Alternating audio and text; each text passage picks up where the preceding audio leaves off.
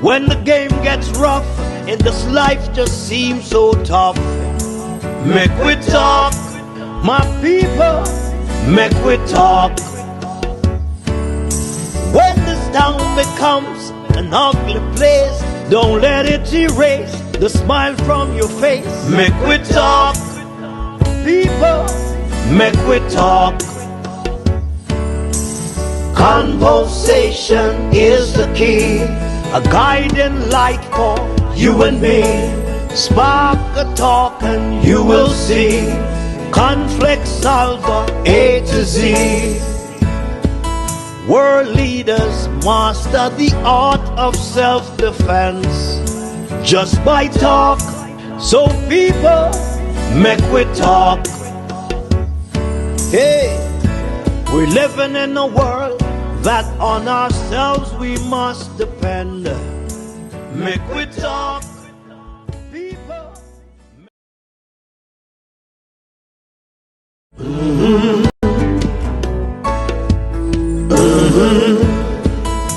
When the game gets rough and this life just seems so tough, make we talk, my people, make we talk. When this town becomes an ugly place, don't let it erase the smile from your face. Make we talk, people, make we talk. Conversation is the key, a guiding light for you and me. Spark a talk and you will see. Conflict solver A to Z. World leaders master the art of self-defense just by talk. So people, make we talk. Hey, we're living in a world that on ourselves we must depend. Make we talk, people.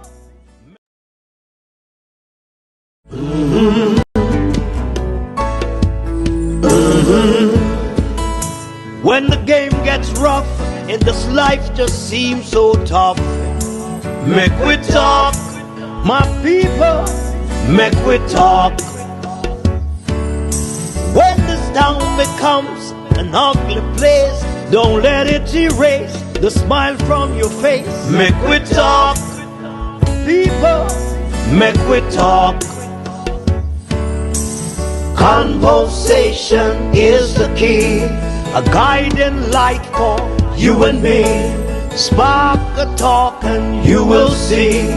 Conflict solver A to Z.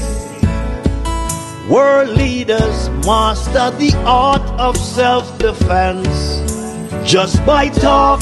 So people, make we talk. Hey, we're living in a world that on ourselves we must depend. Make we talk, people. Audio testing, mic 1, audio testing. Audio testing, mic 1, 2, 3. Audio testing, mic 1, 2, 3, audio.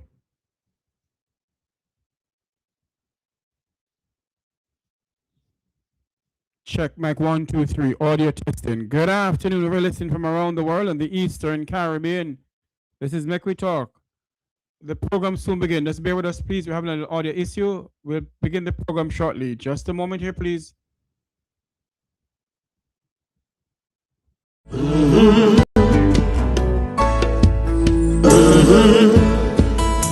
When the game gets rough and this life just seems so tough, make we talk, my people, make we talk. When this town becomes an ugly place, don't let it erase the smile from your face. Make we talk, people, make we talk. Conversation is the key, a guiding light for you and me. Spark a talk and you will see. Conflict solver A to Z. World leaders master the art of self-defense just by talk. So people, make we talk. Hey, we're living in a world that on ourselves we must depend. Make we talk, people.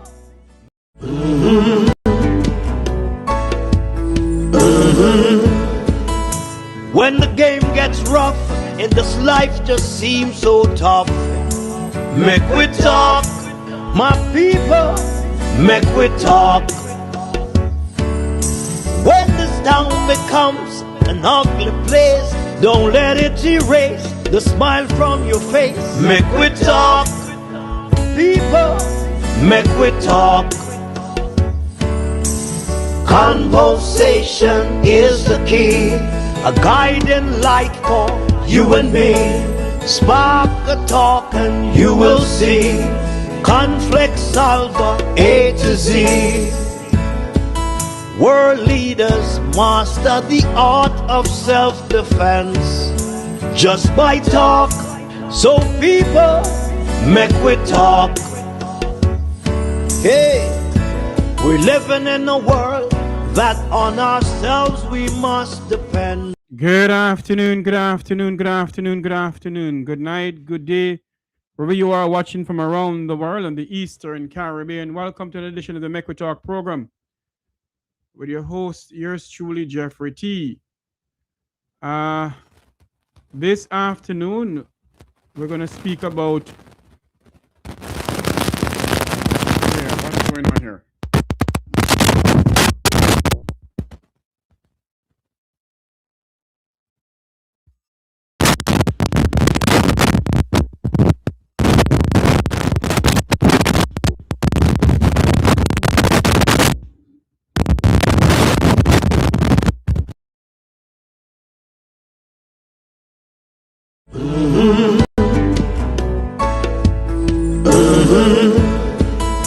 When the game gets rough and this life just seems so tough, make we talk, my people, make we talk.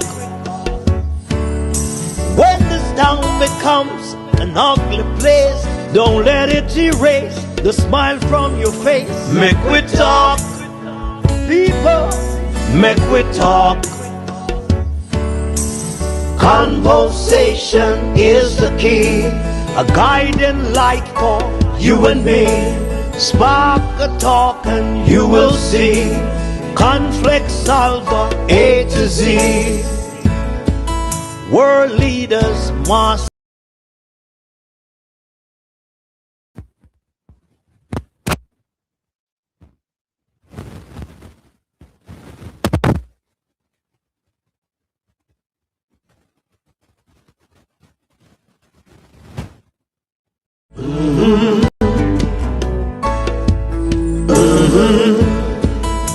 When the game gets rough and this life just seems so tough, make we talk, my people, make we talk. Good afternoon, good afternoon. What's going on with this mic system? I don't know. It's a mic that maybe need to be changed by now. But we're going to speak about issues facing our country. The first that we're going to speak about is the island-wide blackout by the Jamaica Public Service Company. And there are some questions that need to be answered.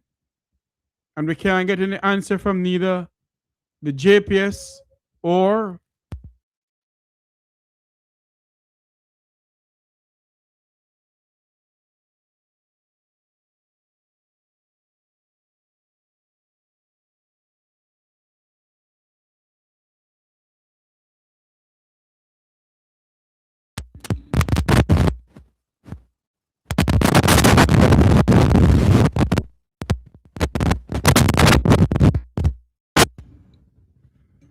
audio testing. Yes, sorry about that.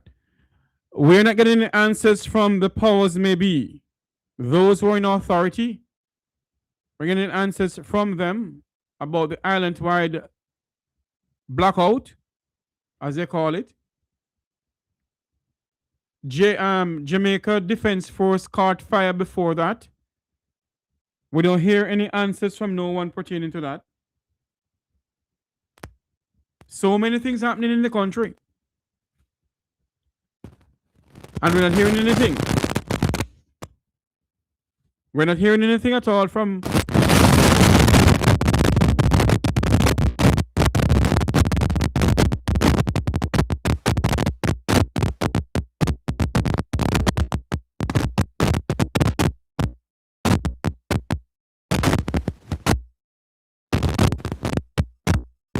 this mic system here at all.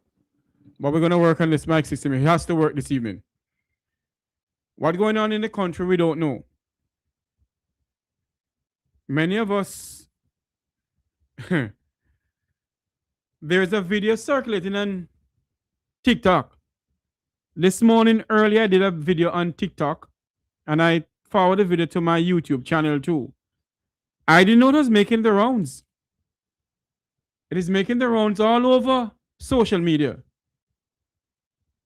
wherein people from all over the place calling me about it. It is trending on social media. And believe you me, I never know it will be trending so much. Because when I did the video very early this morning. I was on my way coming home, a 3.5 hour drive. And I did the video. And it's making the rounds all over TikTok. Charmaine, good afternoon to you on TikTok. All the students on TikTok, good afternoon to you. It is making the rounds all over TikTok, wherein I've been asking some questions about JPS and about Jamaica Defense Force. Until now, we haven't heard anything from those who are in authority. From those who are in authority pertaining to what is going on. Give me some hearts on TikTok. Like up the live feed on TikTok. Those on YouTube, give me some likes on YouTube also. And some super chats. We have been asking the question, what really happened? What truly happened a couple nights ago? What truly happened? Why Jamaicans were left in dark for how many hours until Saturday morning? You hear nothing from Daryl Vaz. Daryl Vaz had a so-called press conference. And the press conference he had, JIS nor PBCJ wasn't there to show you that something is fundamentally wrong somewhere. JIS and PBCJ was not at the press conference.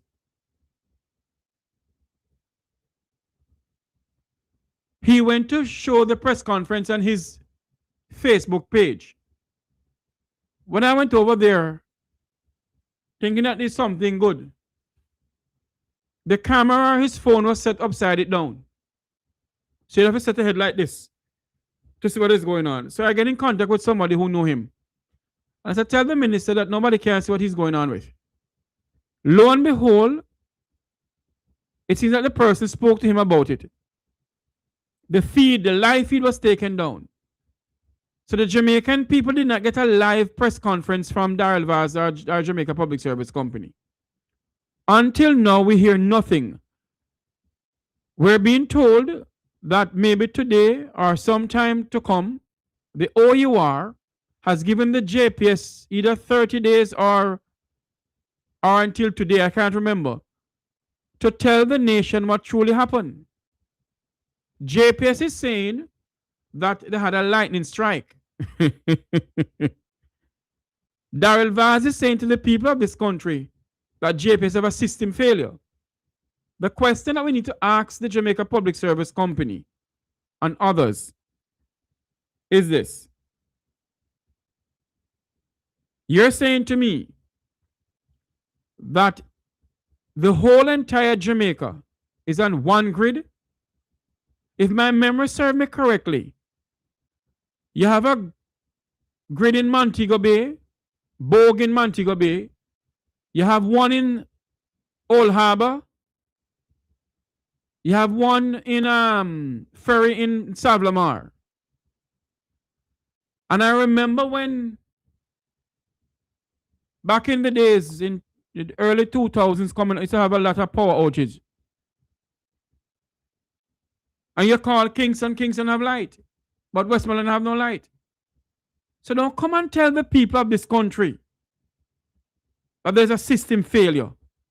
Something else went on. I'm not going to speculate. But something else went on. And the people of this country deserve an answer from the minister and the prime minister. It cannot be that Jamaicans have been paying JPS millions and billions of dollars. I get to understand that the NWC, the National Water Commission, paid JPS per month $1 billion a month. That's what I was told.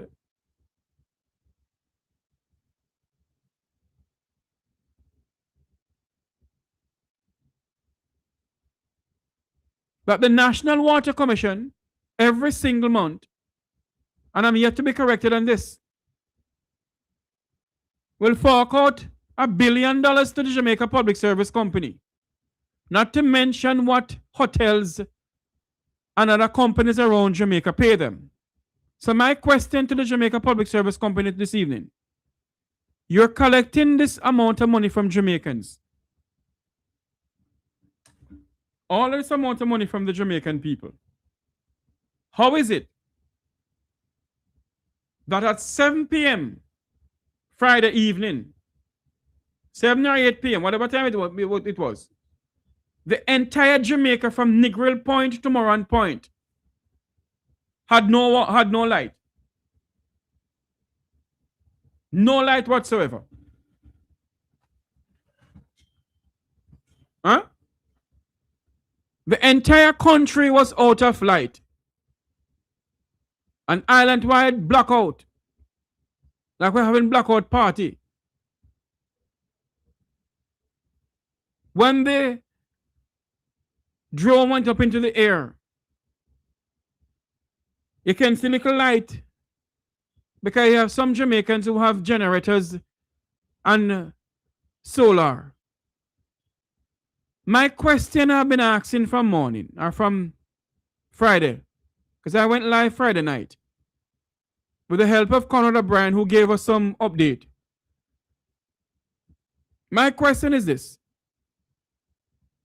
Does the health sector in our country, like KPH, Victoria Jubilee Hospital, and those places, I think the University of West Indies Hospital, University of West Indies Hospital, I think they have a generator, yes.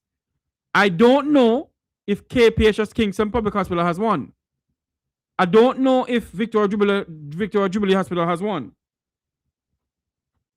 I don't know if the Noel Holmes Hospital in Lucy has one, or the Salomon Hospital. We have been asking questions about these things. And one would have believed that a well-caring prime minister would have addressed the nation. One would have believed that this prime minister would have truly addressed the nation pertaining to this. Now you have some people who come on social media and say they're spreading propaganda. It's not propaganda you're spreading. The Jamaican people need answers. And it's the duty of this prime minister and the Minister of Energy, Daryl Vaz, to answer to the people of this country. And quite frankly, Mr. Vaz should tell his resignation. That's my honest opinion. Quite frankly, Daryl Vaz should tell his resignation. Why is it that we, the people of this country,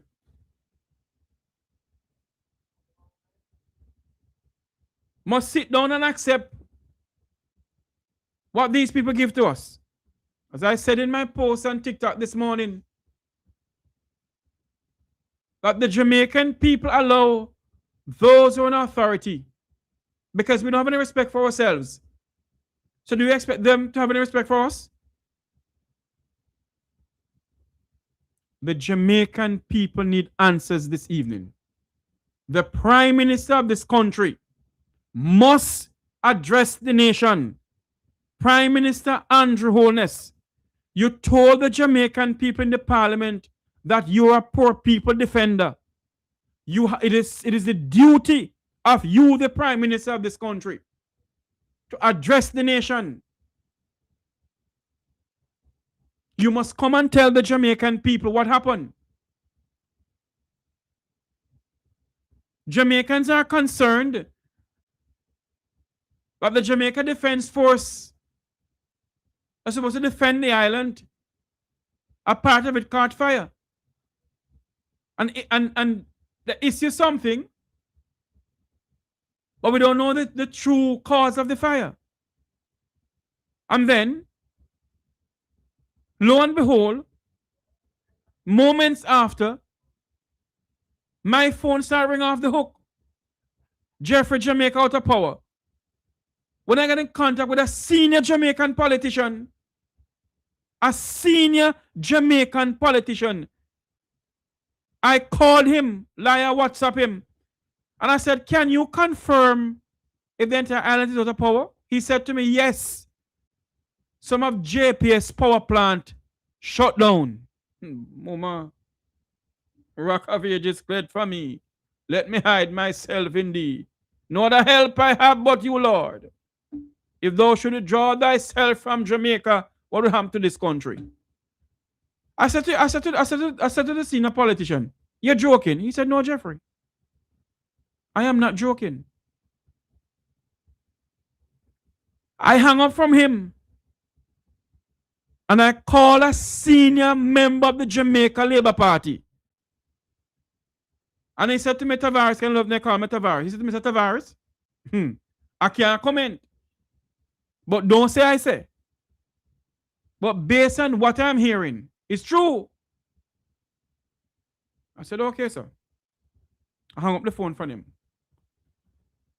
Then Miss P called me before. Then I ended up calling those people. I decided to go live on air. I was talking to Wilfred Rattigan. And I said, Rattigan, I'm going to go live on air. I went on air with the help of Conrad O'Brien from Sleek Radio. Straight up Sleek Radio. He came on air and assisted me. And one will believe that any well-thinking Prime Minister, any well-thinking Minister of Energy, you have been telling the Jamaican people from whatever time it was, Friday night, they're going to have a press conference Saturday morning. Saturday morning, come. You delayed the press conference until 3 o'clock because you went to a funeral. I saw you at a funeral. I saw you at a funeral, Daryl Vaz, for Leslie Campbell. At 3 o'clock when we went on to see if PBCJ or JIS was carrying the live feed, none of them was carrying the live feed. Not one single government TV station was carrying the live feed. Then somebody pinched me and said to me, Mr. Jeffrey, go over to Daryl Vaz's Facebook page. When I went over there, he has by the way, using his phone. The phone is like this, set like this. So you couldn't see anything. So I called the person who know him. I said, look here, tell the minister so we can't see nothing. By the time I tell the person, in less than 2 minutes, the feed was cut. There was no live feed anymore. Until this blessed moment, the Prime Minister of this country and Daryl Vaz has not addressed the Jamaican people.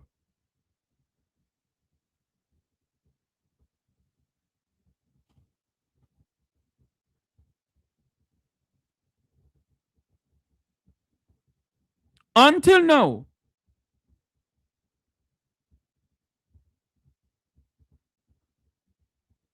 the Prime Minister of Jamaica has not addressed the Jamaican people pertaining to the power outage. Because you know why? He lives in Beverly Hills. And his house has a big standby unit or solar system, you know. So the little dirty foot choices boy and gal who live below a crossroad in the country, to hell with them. Come on, people, share up the live feed. Share up the live feed. Give me some super chat. Share up the live feed. The Prime Minister of this country has no respect for the people of Jamaica. And the Minister of Energy, him worse. He called us dumb, dark, and stupid. Because we allow these people to do this. We allow these people to go around and treat us as if we're nothing. Mr. Prime Minister, you have some answering to do. You have some answering to do to the Jamaican people. You're answerable to the Jamaican people, sir.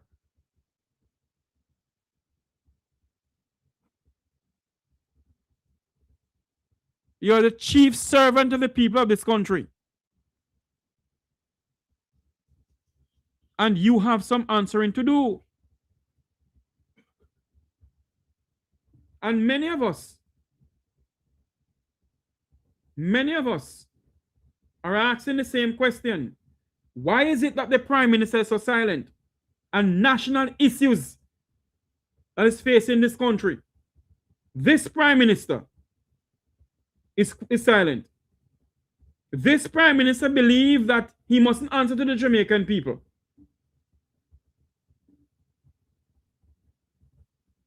The Prime Minister of Jamaica has some answering to do to the Jamaican people.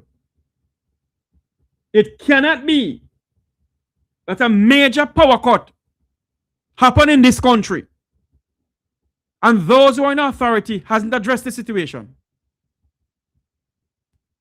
Daryl Vaz have a so-called press conference. PBCJ wasn't there. JS wasn't there to have a live coverage of it. It was on his Facebook page. The phone or whatever they're using turned upside it down. I called somebody who they know. And I said, this can't work. You know. In less than 2 minutes, the live feed was taken down. And we hear nothing more than bits and pieces of clippings from both JS, TVJ, and CVM. How on earth can this, a natural and nationwide blackout, happen from the Jamaica Public Service Company? And you hear nothing from this Prime Minister. The minister is saying it's a system failure. JPS is telling the Jamaican people it's lightning strike. My question is this. Was there a severe weather system over Jamaica during the time JPS got cut off? The blackout in Jamaica? Was there a severe weather system over Jamaica that caused lightning and thunder, brimstone and fire?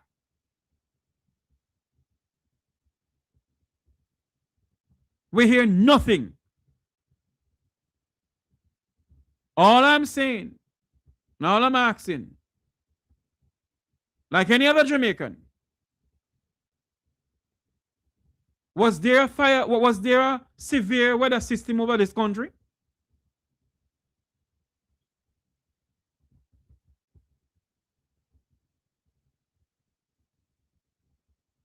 Don't block anybody. Make it stand there. Cause Nelson over TikTok did have JPS, did have solar over film light, over film house. Jackass, I'm not a Jamaican. I'm born and bred. Born a Jamaican, I will die a Jamaican, you little idiot.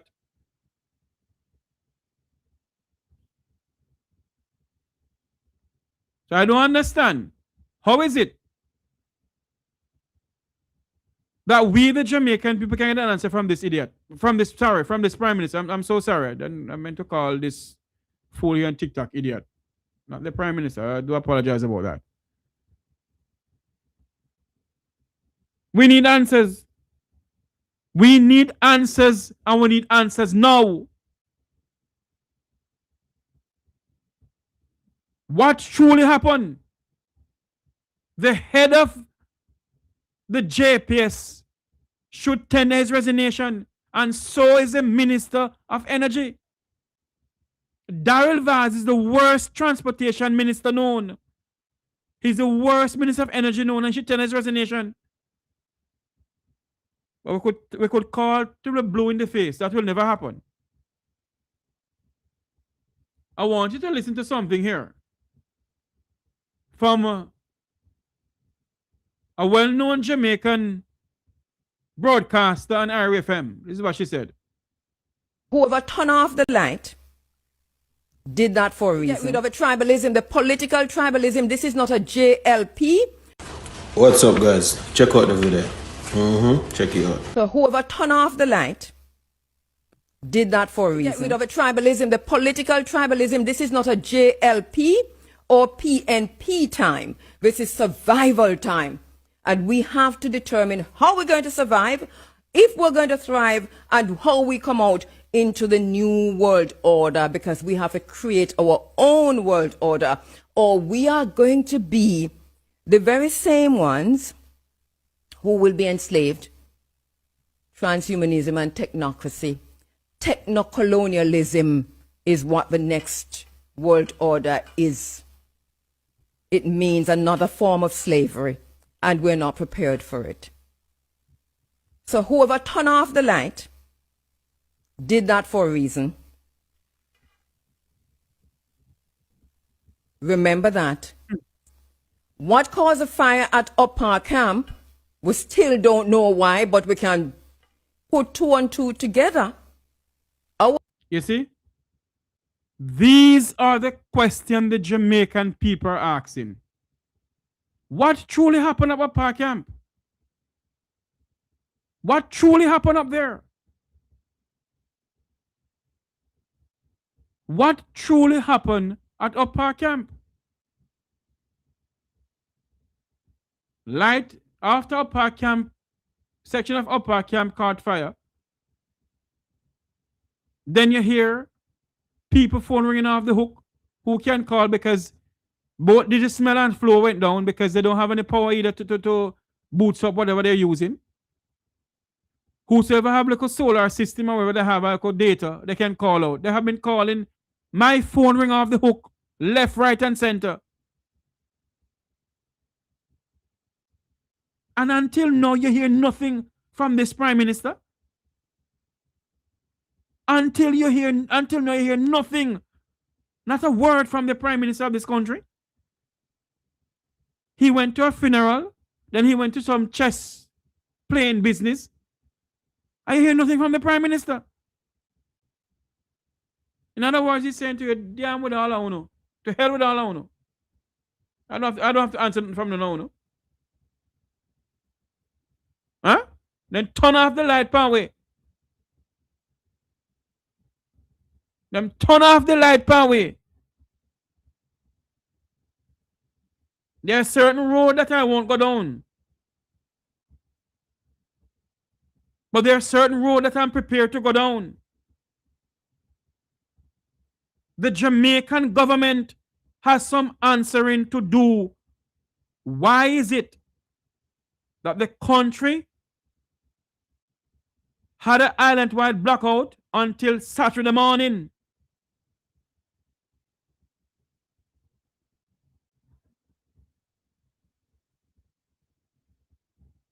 The country needs some answers from this Prime Minister. And also the Minister of Energy.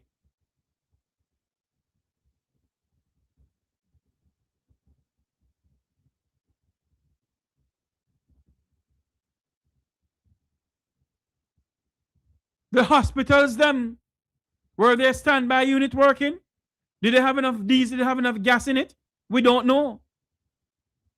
You don't hear nothing from Christopher Tufton pertaining to this either. 3 important ministries are 2 important. Well, everything is important. The Prime Minister to address the nation. So is Daryl Vaz. So is Dr. Tufton as Minister of Health. I heard my good friend there. Hold on there for me. There's a call coming in.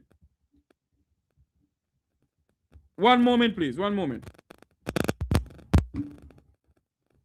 Hello? Hello? Hello, good afternoon, sir. Yes, sir. Good afternoon. Go ahead. Yes. The opposition spokesman on energy respond to I know. I'm what? going to play that. I know. Philip Paul was supposed to come on the program, but because he has to travel overseas, he couldn't come. Yes, he mentioned some critical issues there. I have the clipping to play. Okay, sir. Okay, cool. Thank you. Right. Okay, bye. All right. Okay. Michelle, you're live on air. Go ahead.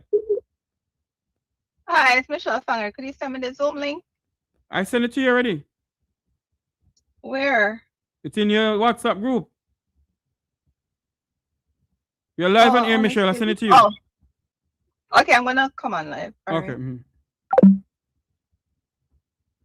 Yes, the Prime Minister have to answer to the people of this country. We're gonna have our resident immigration lawyer coming on now to speak to you about immigration.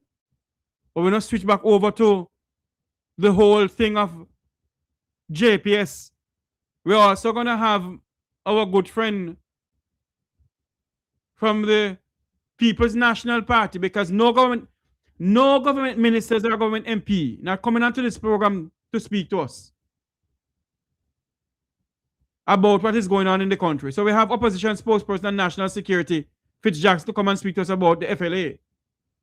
Let's go over to Michelle Fanger from the Fanger Law Firm, who is on.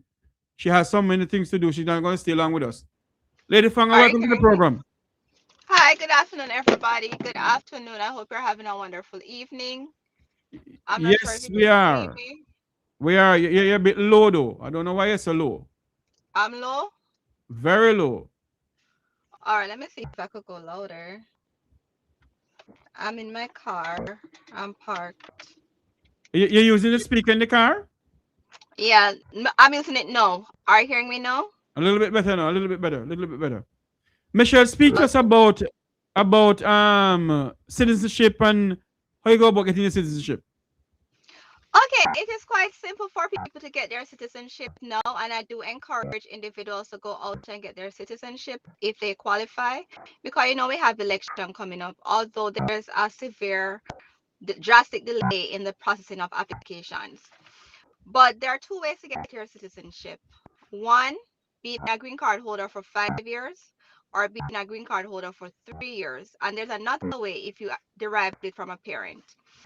But for 3 years, you have to be married to your spouse for 3 years, and you can apply to become a U.S. citizen. In order to apply, you have to establish that you have been with your spouse for 3 years. You have to establish that you have good moral character, meaning that you're filing your taxes. You don't owe taxes at the time you file.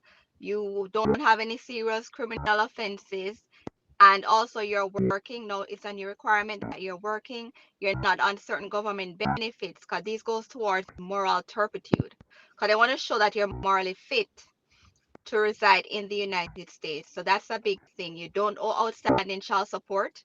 If you have children, you have to have some arrangement in regards to providing for your children, every single child that is underage, right?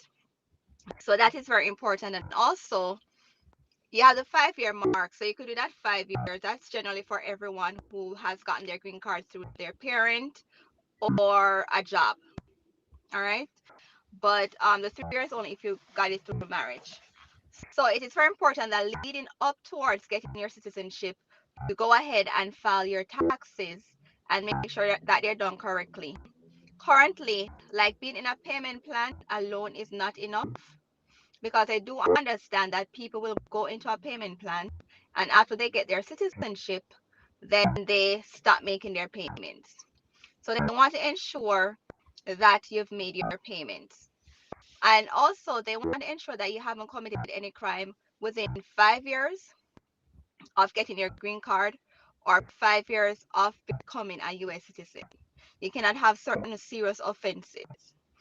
And oftentimes people say, oh, it's just traffic infractions, but it's a lot of traffic infractions. But that could go against it because it shows that you're not able to abide by the rules. So try not to have a lot of infractions like running the stop sign, not wearing seat belts, all of these things. So hold on a minute, Michelle. Hold on a minute there for me. For those who are just joining us, we're speaking to Michelle Fanger from the Fanger Law Firm. She's a Mequitoc resident immigration lawyer. She's also a divorce lawyer. Florida. For Florida. So if you want to get divorced, I don't believe in a divorce though. I don't believe in one thing in divorce. Anyway, she's also a Jamaican by birth. She hailed from the parish of Trelawney. Yes. Yes, the upper top of Trelawney, the people of the Vumavon. The people of the Vumavon, the Vumavine. Anyway, if you need a lawyer, we're speaking to her this evening. We're gonna switch back over to what is going on in Jamaica. But she's a resident attorney at law for the Mequitoc program. She's an immigration attorney. My question to you, counsel, is this: if you apply for your citizenship and for some unknown reason you didn't get it, can you reapply? You can reapply. You can reapply. And there are several reasons why individuals don't get their citizenship. Oftentimes, one is a big thing is that sometimes they have some criminal offenses that is within the time frame where they shouldn't have a criminal offense when they apply. Or sometimes they change status and they did not update USCIS. Another thing is that you have a requirement within 3 months of moving. You cannot file the petition. A lot of people don't know that. So you have to wait until you meet that requirement before you apply. So they will maybe tell you like file later. Or sometimes people are waiting, like they did the test, they passed the test, but while waiting to get their date to be sworn in, they either commit a crime or they get divorced, and then they might say, no, we're not going to allow it. So they will give you a time frame to get it. Or sometimes people just can't pass the test. So after a couple of tries, they will tell you to go and apply. What is the questions for the citizenship? What's the question I'm going to ask you? Can you tell some of the questions? They're very, but if you want to know the questions, there are some general and some harder questions this administration has implemented. But you could go online on YouTube and you could find study guides. You could also go on the USCIS.gov website and you could find study guides on how to study. If you know you're not one of the strongest learners, I don't want to be rude, but if you know you're not really quick with learning, I'd recommend that at the time you submit your application, just start doing little reviews, because when you do those little reviews, it adds up because you're able to retain it. Don't try to wait until the last minute to be like trying to crash, study to get all this information in. And a lot of the information is around you by watching the news, walking into buildings, you're able to see these things. So be caught up with current affairs. And also, if you're not able to, a lot of people are not able to read and write. So that is something, if you know that's a problem. If it's not a thing where you have a medical reason why, because you have people can get a doctor report to say, all right, they're not able to read and write. If that's not the case, then go do a course, like GED course or whatever, to learn how to read and write and prepare yourself to do the test. And now it's very important because, as I see with everything else, citizenship is kind of the only sure way to guarantee your status right now, although they're going through and reviewing the U.S. citizenship applications that were approved to see if they could rescind them. But it's the best way and best protection for you and for your children, because if you're able to get your citizenship as a green card holder and you have minor children, once you become a citizen, they're able to become a U.S. citizen if they have their green card. Yes. All right. So you want to do that for your children. Is there anything else you want to tell us? Because I know you have to run because you have an appointment at 8 o'clock. Is there anything else you want to tell us? Yeah, one of the most important thing is that I just want to encourage everybody. If you do qualify to be a citizen, just do a review to see if you do qualify. Because you might think you qualify and you don't. Because sometimes people will think because they have a crime, a felony 20 years ago, it's not relevant today. And because they committed a crime 10 years ago, it's not relevant today. That is not the case. So before you even apply, if you have any criminal offense, review it. And also, I've seen where people, like I've had a case come to me where an individual was married before to their prior spouse, got divorced in their home country, but they didn't follow the full procedure of divorce. But for some reason, it was missed, and he got his green card. And when he applied for citizenship, they realized the error. Because remember, with their citizenship, they're doing a more detailed background check. So if you think something okay, they didn't notice it, because from years ago, citizenship is kind of different. I know they have the resources, so they will do a deeper check. And if they find something amiss, then you'll end up losing your status altogether, getting deported, because they're gonna say they didn't qualify for it. So even before you do that, make sure you do a review. And if there's something in the past that you think might be an issue, whether you use somebody's name or something, before you even attempt to do it, because sometimes I recommend to individuals, don't do the citizenship. Just stay with your green card and continue. So even before you do it, have a review with an attorney. If you want to reach out to me, you could give me a call at 904-480-6612. Do a review before you submit any application, because they do a thorough background check. Michelle, one thing you need to do though, a little bit slower. Repeat the number again. People can write down the number for you. I always say it fast. It's 904-480-6612. Again, 904-480-6612. And the name of your law firm, Miss Fanger? The Fanger Law Firm PLC. Okay. So anybody who need an immigration lawyer, you can get in contact with Miss Fanger. The number again, please, ma'am. It's 904-480-6612. There you go. 904-480-6612.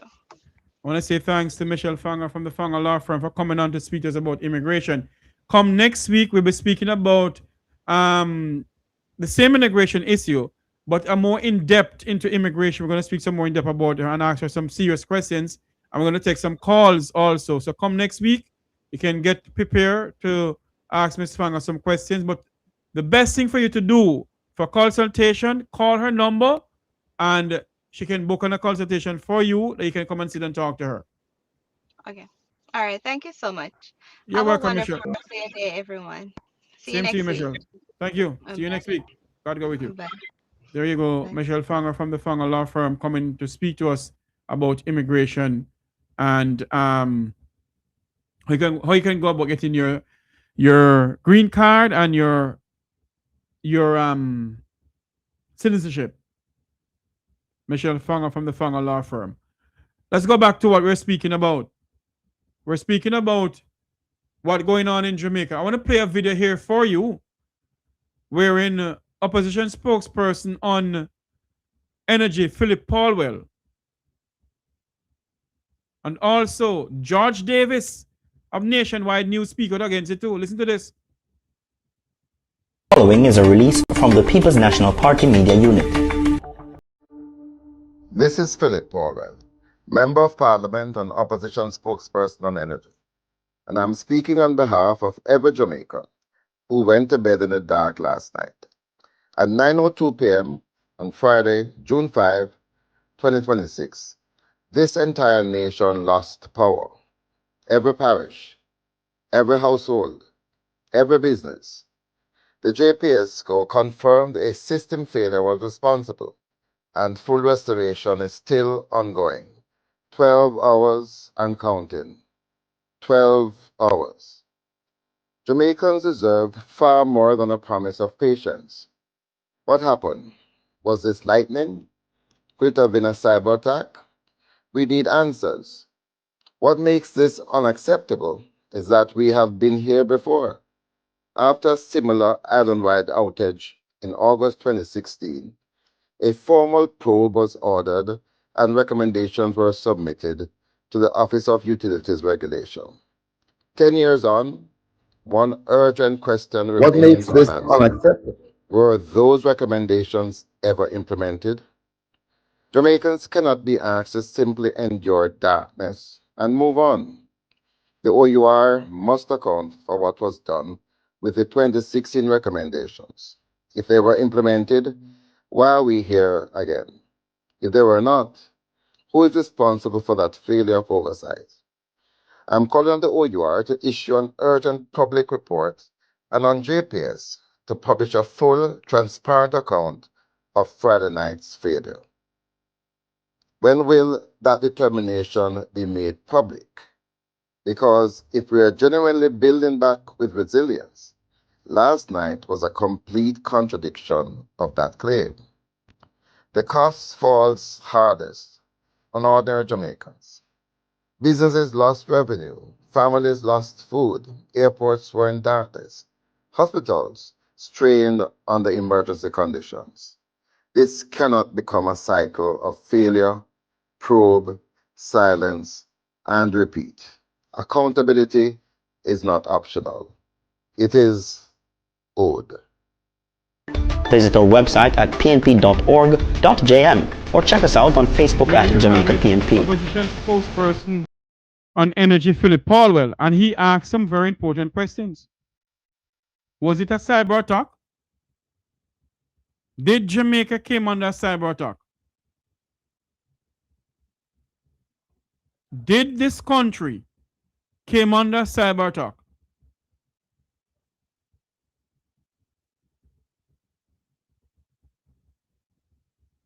That is the question. Did Jamaica came under cyber attack? Yes, they must investigate. I must allow them to investigate. But this has happened before, you know.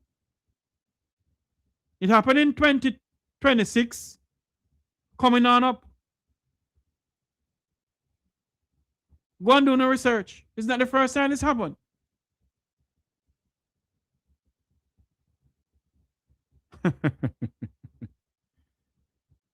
Aye, boy. Sometimes you wonder, you know. I don't want to say what I really want to say, you know, but let me keep my mouth shut. Because I think they're taking the Jamaican people for a bunch of kunumuni, you know. You know that Jamaica's going to speculate. So don't have any speculation. You, as the Minister of Transportation and Mining and Energy, should have a press conference. The local dibby press conference where you have. Because I have no respect for the Jamaican people, Daryl Vaz. The local dibby press conference where you say you have. But no, this is unacceptable. Hold on there for me. But this is unacceptable. But what he said, you know, it's unacceptable as minister. It look bad on you. You take Jamaican people money and give to JPS. And the people of this country only have 20% into JPS. Why is it that those who are running JPS couldn't use their money and do it? Something that adding up here and God no like ugly.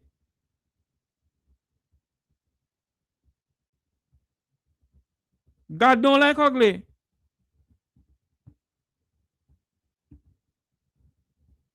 Something that adding up. I wonder if they're going to have a press conference come Wednesday. A post-cabinet press briefing according to them.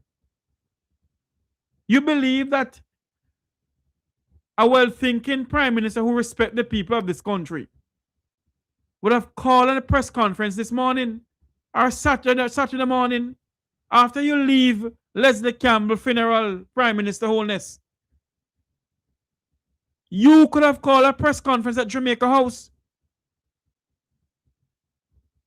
You have the capability of doing so, sir. You are the Prime Minister of this country. The chief servant of the people of this country.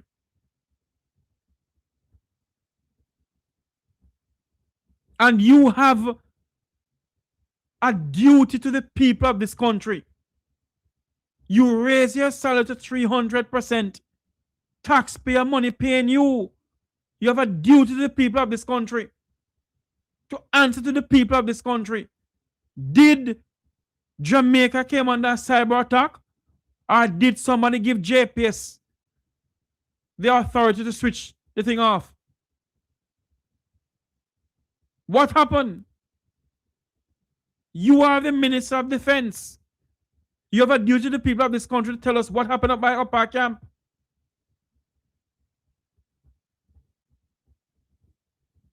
You are the Prime Minister of this country, sir.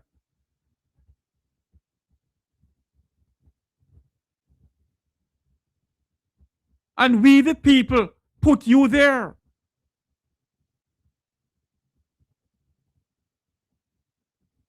You may be answerable to some other authority. But the chief authority you're answerable to is the people of this country.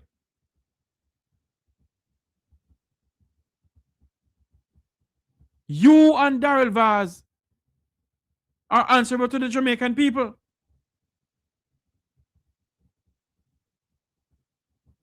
And I'm not going to stop talking until I hear you come out and speak about it, sir. It's the same way. I never stop talking until the DPP rule to charge that policeman for murder in Latoya Bulgen case, Buju. It can't be a 9-day wonder.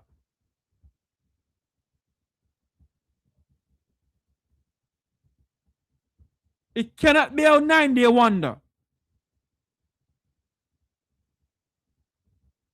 Where the country was put in utter darkness. You know how many women could be raped in this country? You know how many young girls could be raped in this country? Because I have some child molesters who leave from overseas gone down there, you know. For some unknown reason, they go back down. And they will do things up here, but they don't do it in Jamaica. But they secretly do it down there. You know how many women could be raped in this country? You know how many woodlands could gun down Mass Joe and Uncle Matty? Huh? You know how many people could be raped in this country?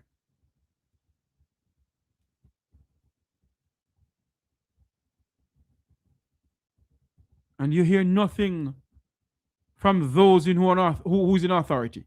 I was told that the aircraft carrier, the ship that was in the Kingston Harbor, it left Jamaica at 12 something p.m.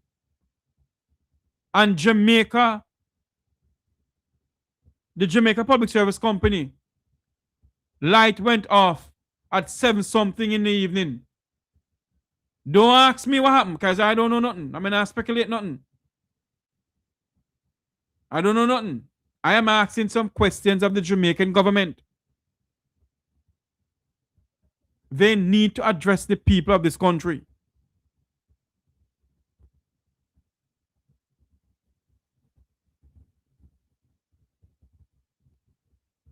They need to address the Jamaican people and address the Jamaican people now.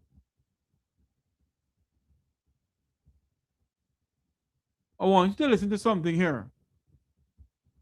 Mr. Ian Hayes from Western Westmoreland. Listen to what he says about water. Half of Jamaica is without a water system because of JPS.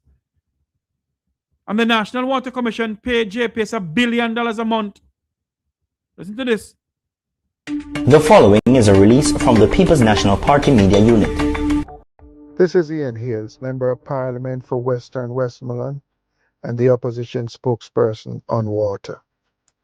Jamaica, we have a crisis. The recent island-wide power outage has left thousands of our fellow citizens without access to water, and this government must answer for it.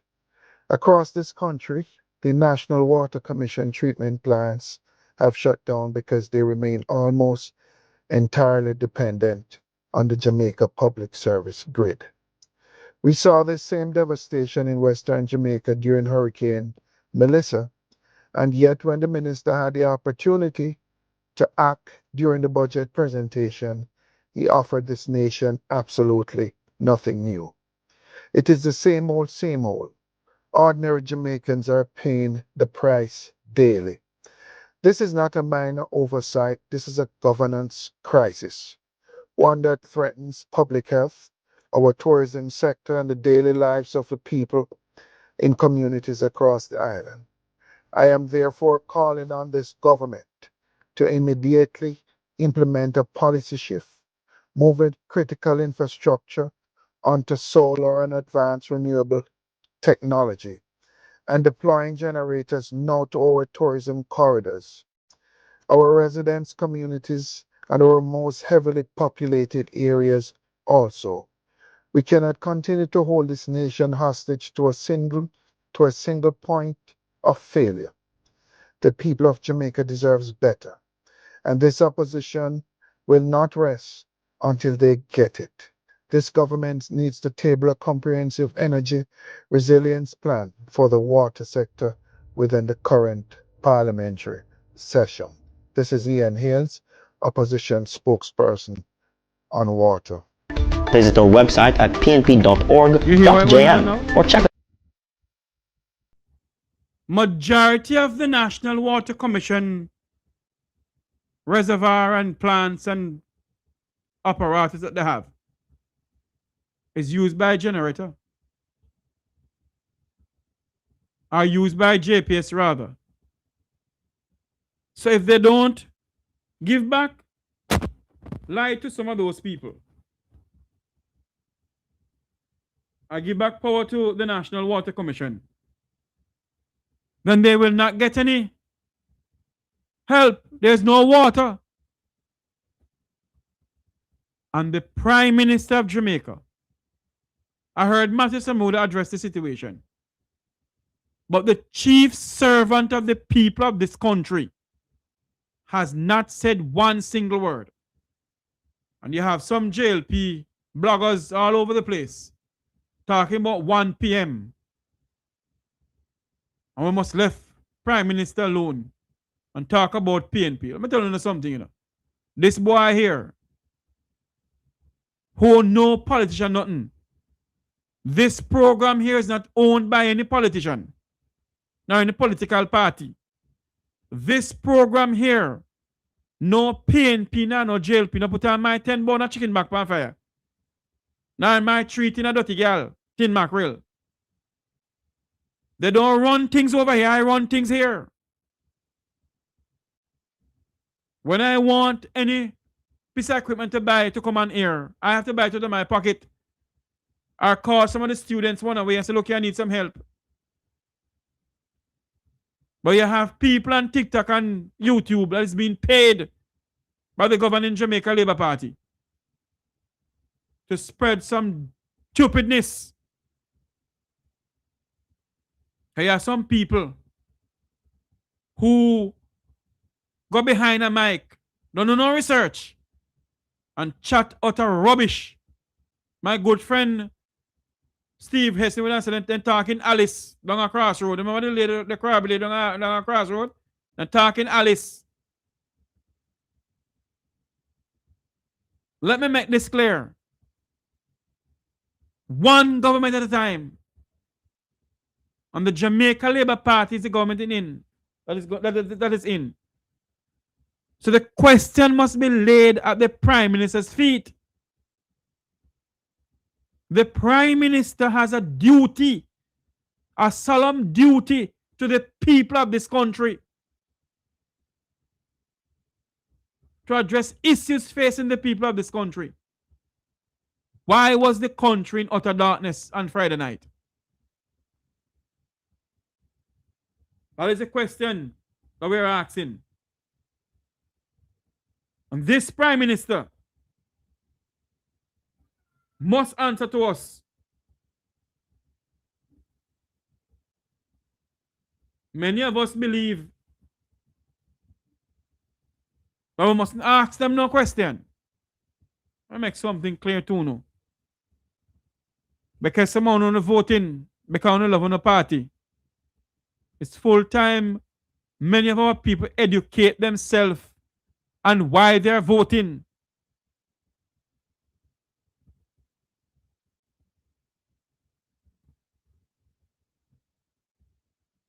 You're voting because when things like this reach us, the Prime Minister has a right and a duty, a solemn duty to the people of this country. So is the Minister of Energy, Daryl Vaz. That is why this lady here from IRFM have this to say. Whoever turned off the light did that for a reason. Get rid of the tribalism, the political tribalism. This is not a JLP. What's up, guys? Check out the video. Check it out. So whoever turned off the light did that for a reason. Get rid of the tribalism, the political tribalism. This is not a JLP or PNP time. This is survival time.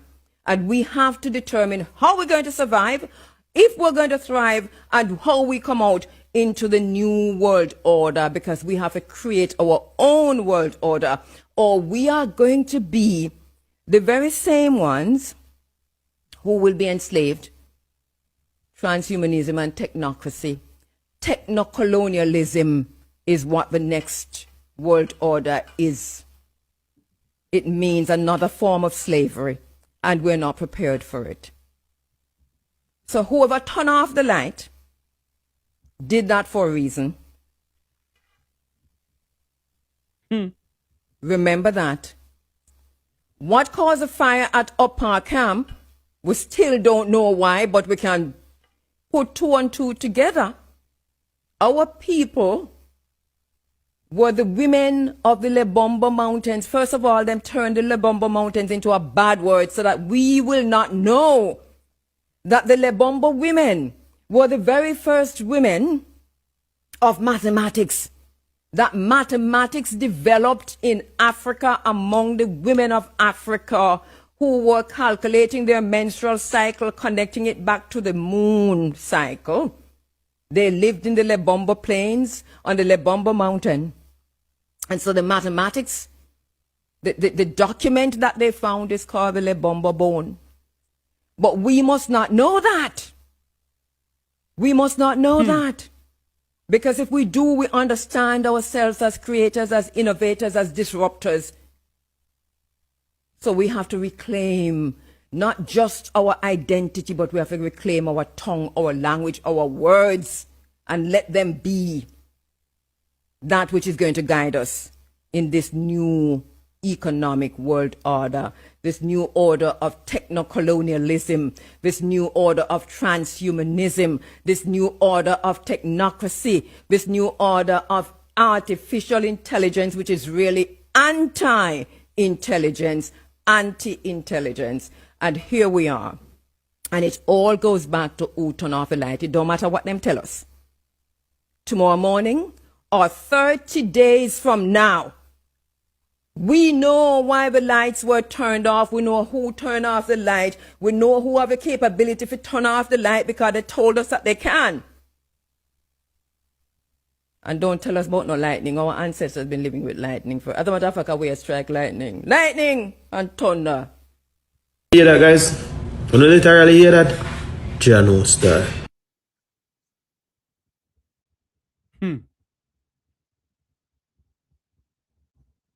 Now, the Prime Minister need to come and let me stop speculate then.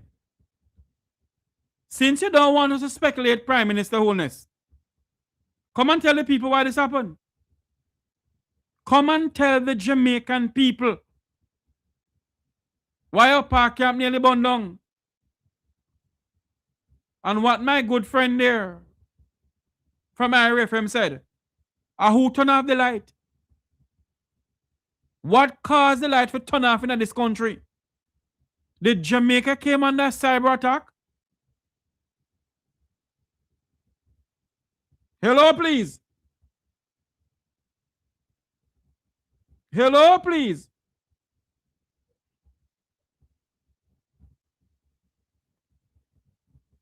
Did this country came under cyber attack?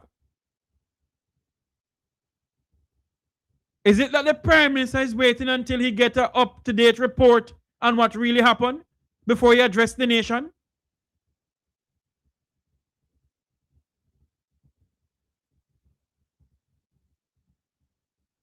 I told you all, you know. If I was using the other stream, I would play the song for you. I told you all on this program here.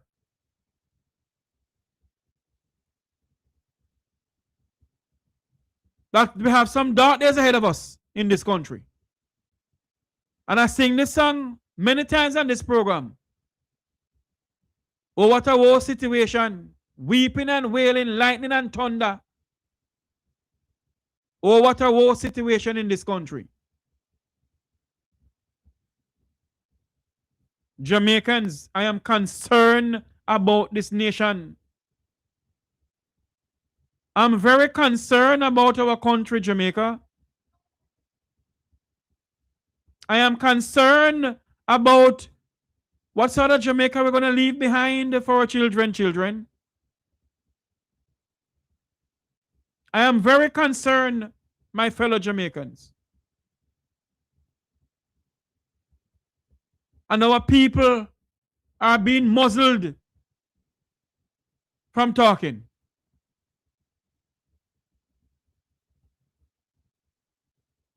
I am concerned about the future of this country and the future of our children. Because if a government cannot come clean with its people, let me rephrase this. If the Jamaican government cannot come clean to its people, then it don't make any sense for us to believe them then.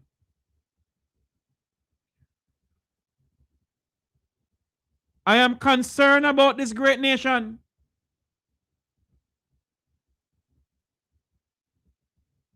And many of us who live in the diaspora is concerned about our country. I want to ask this question tonight. When the light went off, did it went off on only PNP people? Answer me now. When the power went out in Jamaica, did JPS only turn off the light and PNP people, Munchie, over TikTok? Yeah, me and your friend. Did the JPS turn off the light only on PNP people? Munchie, you must have solar system. That's the question I want to ask. That's the question I'm asking tonight. When the light went off in Jamaica, was only PNP people feel darkness, but JLP people have light? That is what I'm trying to say to you people. It is full time for us to put away these two political gangs in this country. One and Klansman.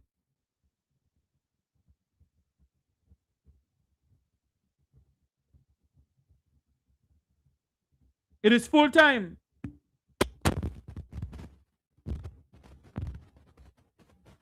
It is full time we put away these two political diatribes in this country. One and Klansman.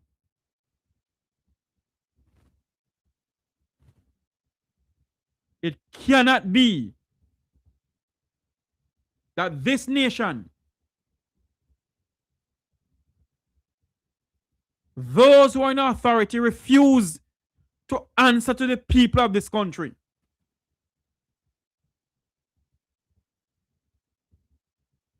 It cannot be.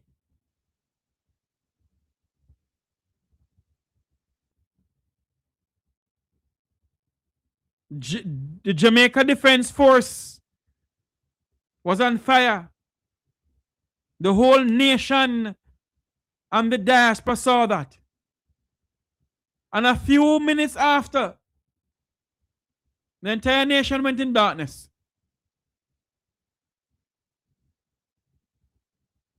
And those who are in authority can't answer to we. Because we are nobody.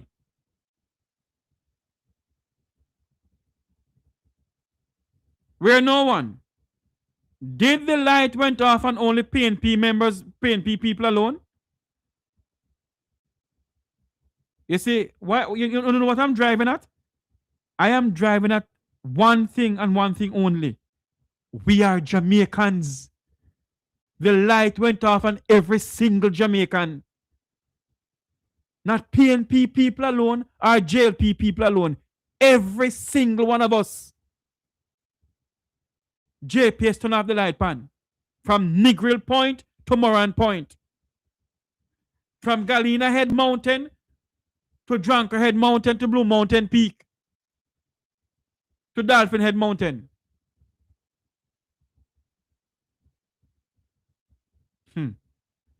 Father. Aye, boy. Mama me, mama me, mama me, mo, mo, mo. Aisa.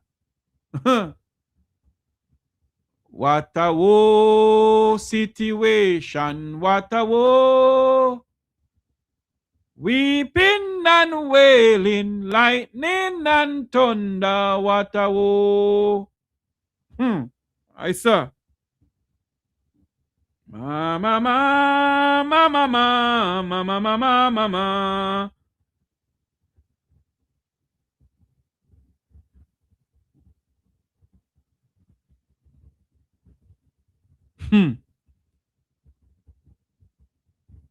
I tell you something, you know. God is going to show in his appearance into this country. Aye, Jesus.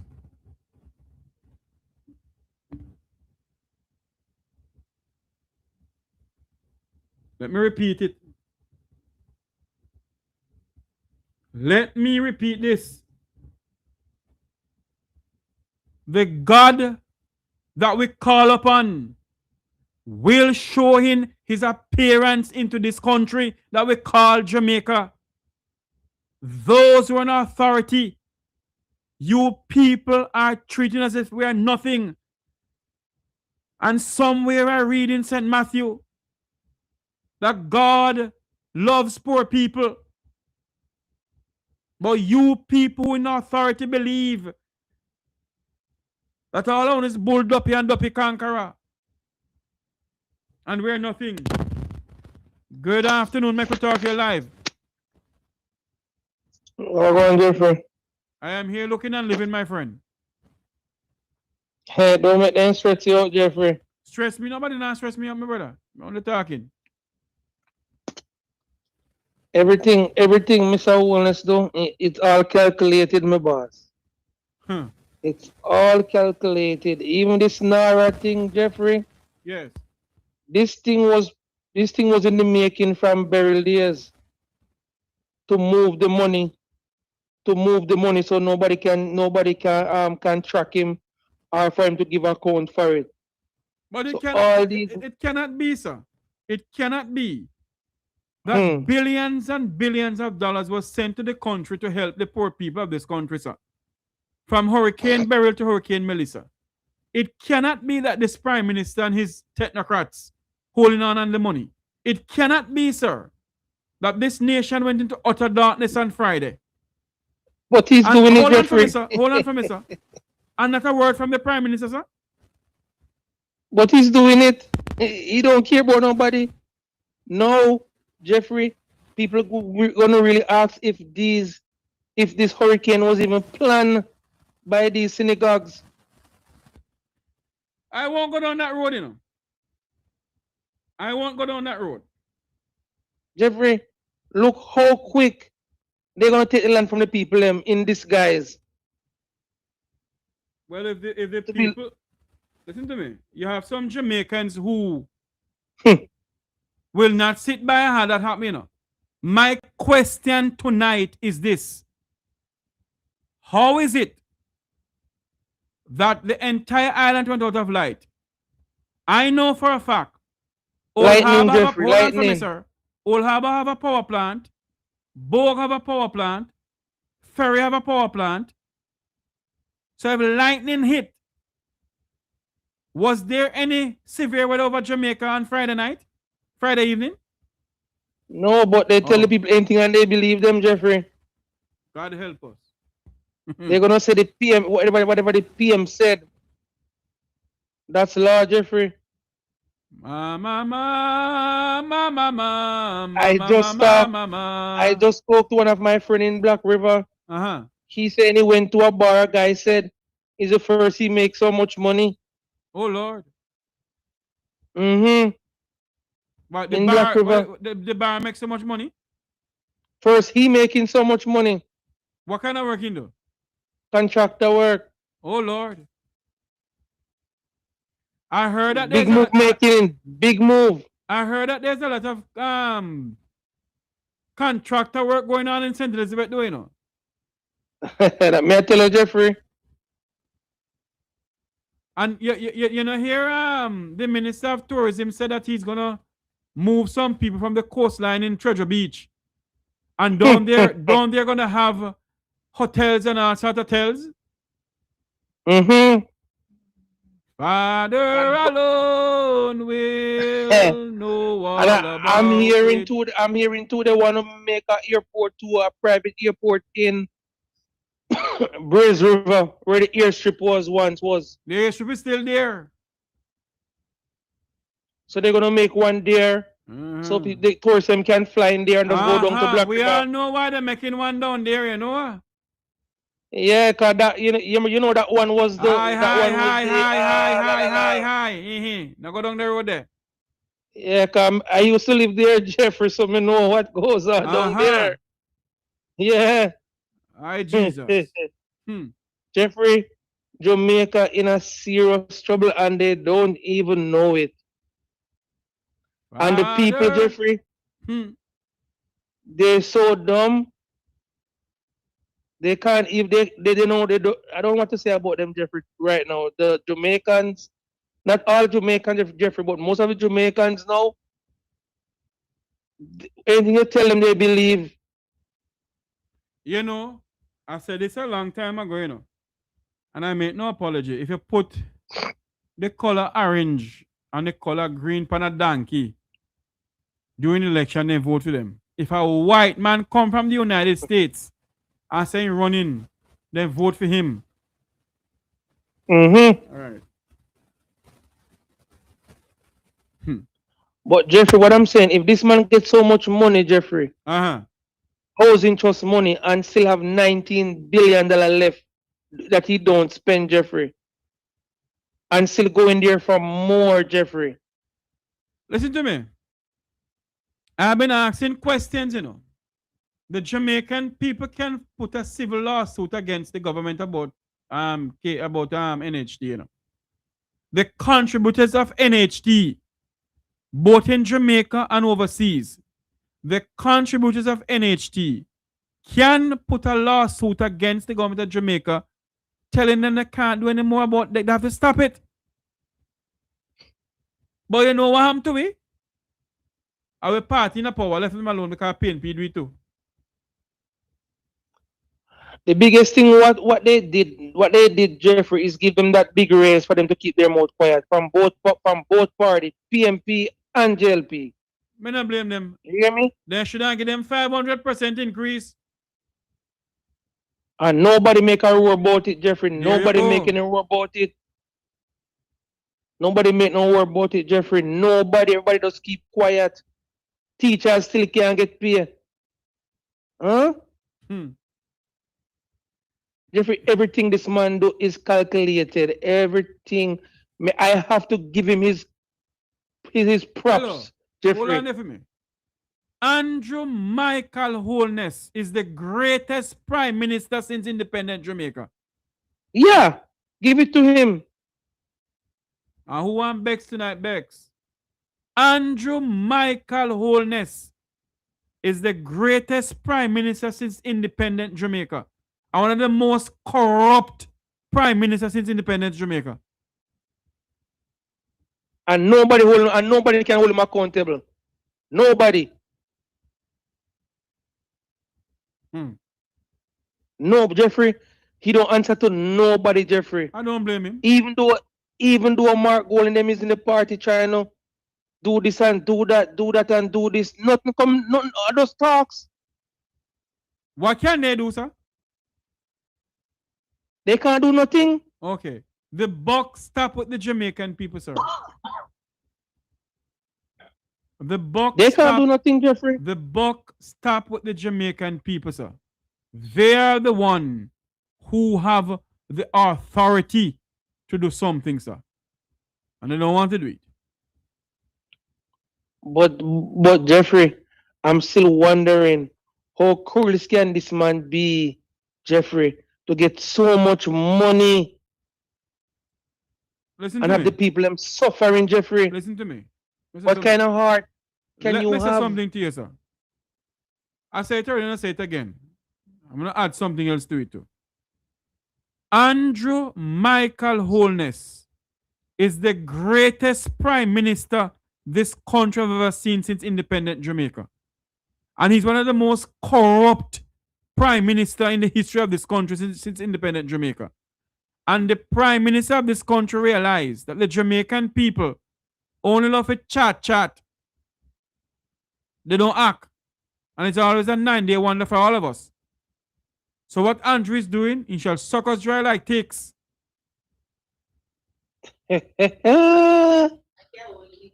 Jeffrey, Uh-huh.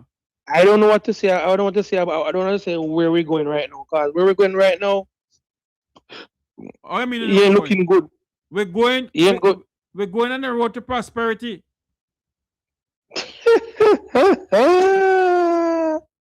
Jeffrey, where? What you mean where? Huh?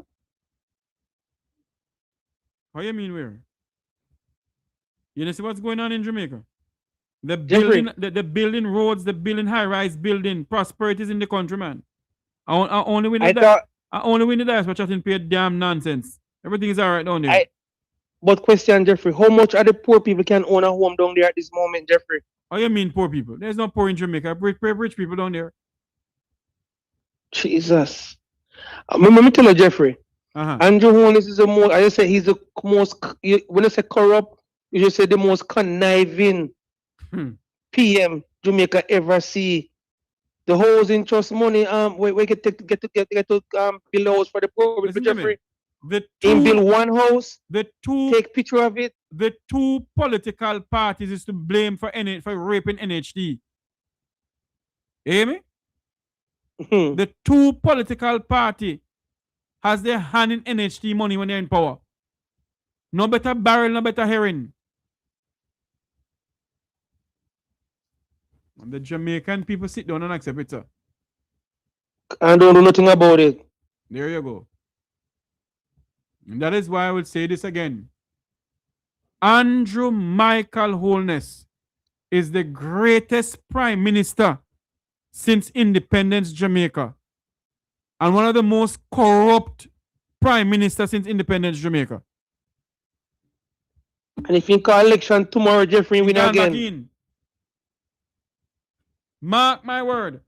If Andrew Holness should call election tomorrow morning, the Jamaica Liberal Party going back in. Because you know why? The Jamaican people don't go vote. They don't believe in voting. What they believe in handout. But Jeffrey, how can even the PNP win when electoral office is in Andrew Holness? The electoral office of Jamaica. Hold on for me. Let me go on history about them. Let me go on history. The electoral office have always been in the office of the Prime Minister, sir. When Siaga was in, the office of the Prime Minister. Michael Manley, Bruce Golding, PJ Patterson, Portia Simpson Miller. It has nothing to do with the election, sir. I've always been in there. And the two political parties by vote in this country. Why only buy more, Jeffrey? The two of them by vote. Who have anybody who have the most money? Well, them spend the most money to get vote. Them win. Yes.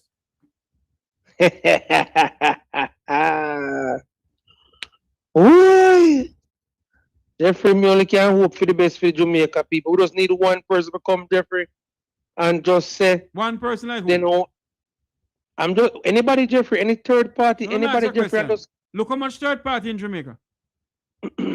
The time has come, sir, for we the people, sir, to get up, sir. The change that we seek in this country, sir, will never come from the two political parties, you know, sir.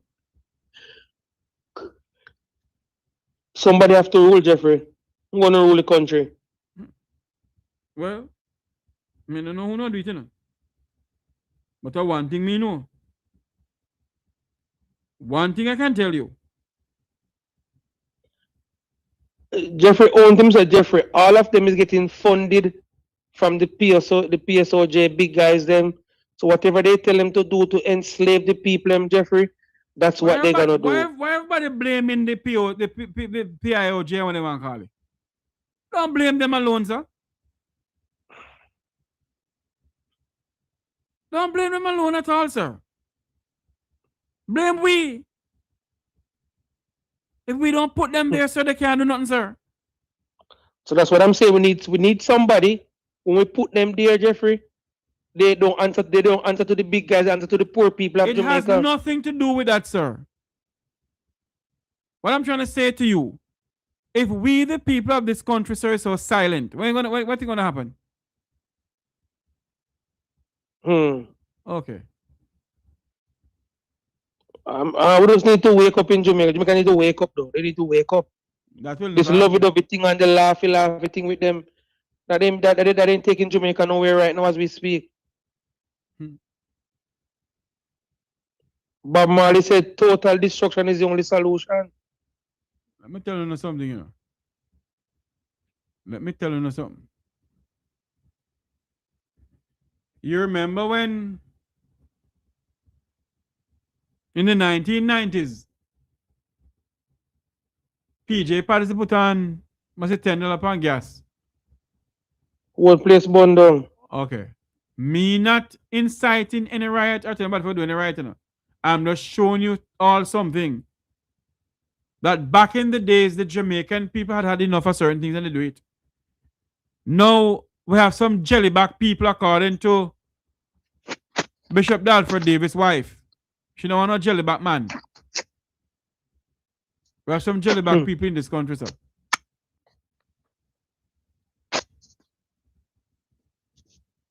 Well, Jeffrey, we all can wish them luck, you know, and talk. But Jeffrey, if they're not listening to us or you guys while you guys talking, giving them the facts, I don't know what's gonna happen, Jeffrey. Just to be honest with you, I don't know. Just gotta hope for the best for Jamaica. Well, that's all we gotta do. You know? Let us see if the people will get up, sir. Let us see if this what happened on Friday night, sir. Will it ignite the people of our country to stand up and ask questions, sir? Ask what kind of question, Jeffrey? People and get back there and like Jeffrey. Them business nothing. They not Jeffrey. All right, there you go. This is a different. This is not the 80s and 90s, Jeffrey. Once they can go on TikTok and you can send them one heart or one lion, Jeffrey. They ain't good to go. They don't worry about it again. So hold on, ask a question. How TikTok work? On not send me no money gun pan TikTok and what they call it, heart and lion. That's where you go. Come on, man. Yeah, they send me some rose and Jeffrey. gun on TikTok. No? Like up the feet on TikTok. Now send me some heart, gun and money. So they call it money gun and sitting there. I don't even know. Me them talk about lion and all these things. I don't know. And snake and cat. Jesus. And alligator. I don't know our cow. I don't know they are goat or sheep. I don't know. That's all these people want, Jeffrey. That's all. Light come back. Oh yeah, light come. Remember when you're pretty growing up, Jeffrey? and current gone and he come back. Hold He on. jump up and say, hey, light come back, Hold on for me, hey, sir. light come back. Hold on for me, sir. Continue talking for me. I have to turn off something. Continue talking for me, please. Go ahead and talk. Yeah, man.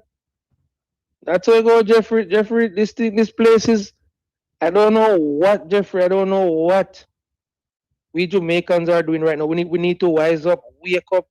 Jamaica can't be sleeping for so long. Jamaicans, you guys need to read.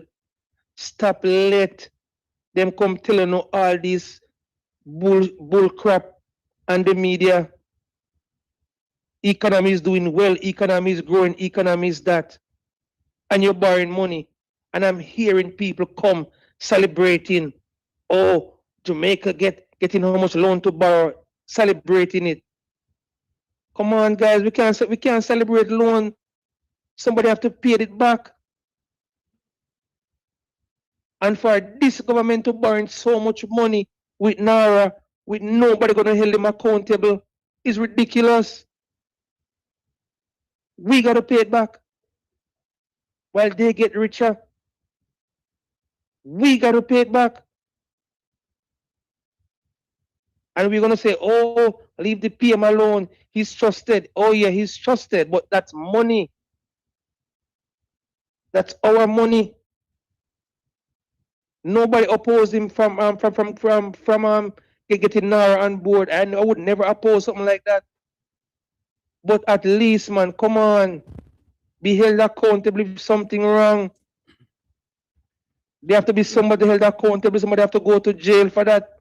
Let me tell you something, sir. You will never live long enough to see a politician in Jamaica go to prison. No, hello, and nobody talking about no Jack Smith, you know. Because Jack Smith is gone and done with. I'm talking about now. Tough to need to go to jail too. That will never happen. $2 million gone to $22 billion. Huh? That will never happen. That not gonna happen. And nobody stepping down. Royal Reid, how much years now in case I go on? And if it was according to my mentor, the late Wilmot Mutty Perkins, if it was for chose his boy from down across, with him gone to jail long time. Long time, Jeffrey. Jeffrey, Jamaica.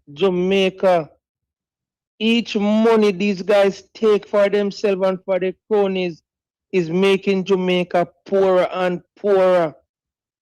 It could buy some beds for the hospital, guys. Stop saying that PNP did do it too. Held the government now accountable. If PNP go in there, held them accountable as well. Send them to jail as well. That is why people don't understand me or Wilfred Rattigan, you know. If the People's National Party gains state power in the next 5 years, when election is called, and they're going out with a shibangarang, I will be the first person coming on this program. Come burn them out. This program is not a PNP or JLP program, or a UIC, or a Never Dare Move. This program belongs to the people of Jamaica and the Caribbean. And Jeffrey, I stand with you guys for that. When PNP do wrong, call them out, Jeffrey. So when people who want to call me, nothing to me. I know what I stand for. I stand for Jamaica. I stand for the people of this country. I don't stand for no political party. And I keep on saying to the Jamaican people, when the people of Norway or the people of England, London, England, go out on the streets, you believe they go out on the street as any Labour Party member or any Conservative member? They go out there as people who born and grow in London. England come first for them. But the Jamaican people have this stupid thing. Party. Me a die-hearted this or die-hearted that. If you cut me up, you see orange. You ever see orange blood yet? Or green blood yet? We fool not duck in this country. That is why I don't blame Andrew. Suck us dry like ticks. Suck every blood out of way. From 1962, we have been swapping black dog for monkey in this country. And from 1962, if we should check, the amount of mismanagement of money, the cost overrun of government buildings in this country. If we should check all of those money, that money have been robbed in this country. My God Almighty help us. Jeffrey, when me hear a couple months ago that one man rent a building from one man, we have no light, no water, nothing, Jeffrey.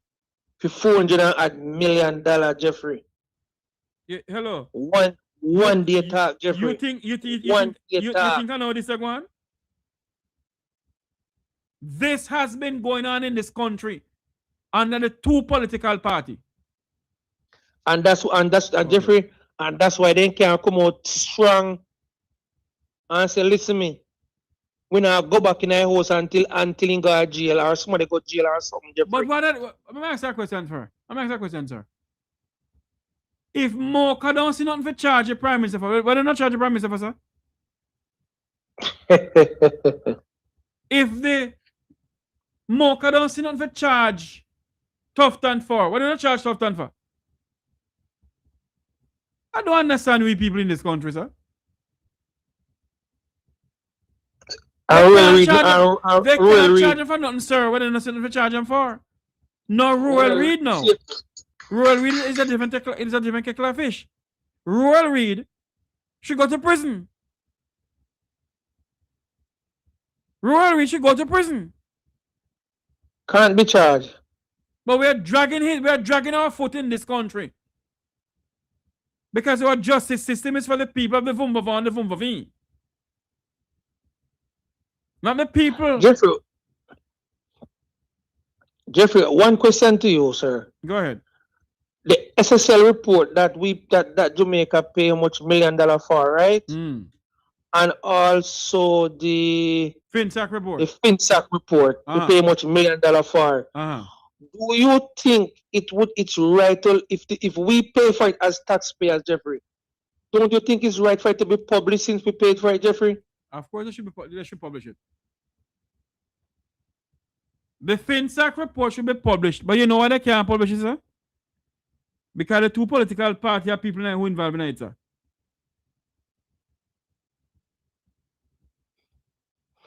That is the reason why they can't publish FinSac report, you know. The two political parties have people who is involved in FinSac. But the Jamaica Labour Party don't want to do it. Because they have some hierarchy members, some former members of the JLP. In those days, they're involved in FinSac. A well-known Jamaican politician who loved to dance. Him involved in a FinSac to me, not call no name. Andrew Ron got do it now and think say it was all about PNP and when he really realize who all them in a hit. Can't release it. It will never be released. What about FinSac, Jeffrey? What about SSL case? Whole case, Jeffrey. Hello, let me ask you a question. In which modern democracy, sir, you bring in some people, you believe that this was the great United States, the people of SSL who is charged, we don't get station bail, sir? Only in Jamaica. Only in Jamaica. And hold on there. The same people that charge and get them station bail. Long after that, the JCF come and tell the nation that they find some gun and ammunition in one of the SSL owner's house. Was he charged for that? No. Yes, you see the level of corruption and nepotism and cronyism in this country, sir? But what I make Jeffrey, what I make you want is corruption. You remember the little guy who died, who did die in Montego Bay, Jeffrey? The Issa so they say where so then say the with the so then say I can't prove it, so then say well on Jeffrey and then say phone for open us and all them something, Jeffrey. What that the case is Jerry, not true. You look so. His superintendent come and say he must get to the bottom of it, Jeffrey. Then of course you get to the bottom of it. Well I know. One tea soup, Jeffrey. Me say they move him, came all the way gone a bush. then of course they get to the bottom of it. I mean, I'll tell you something, sir. The country is so corrupt. It's unbelievable. And I will say it again. Andrew Holness is one of the greatest prime ministers this country have ever seen since independent Jamaica. And the Holness administration is one of the most corrupt institutions since independent Jamaica. I have seen corruption in the 1990s under PJ Patterson, don't get me wrong. And who want Bex tonight, Bex? I really don't care. I have seen corruption in this country in the 1990s. But not like this. You see some blatant thiefness going on in this country.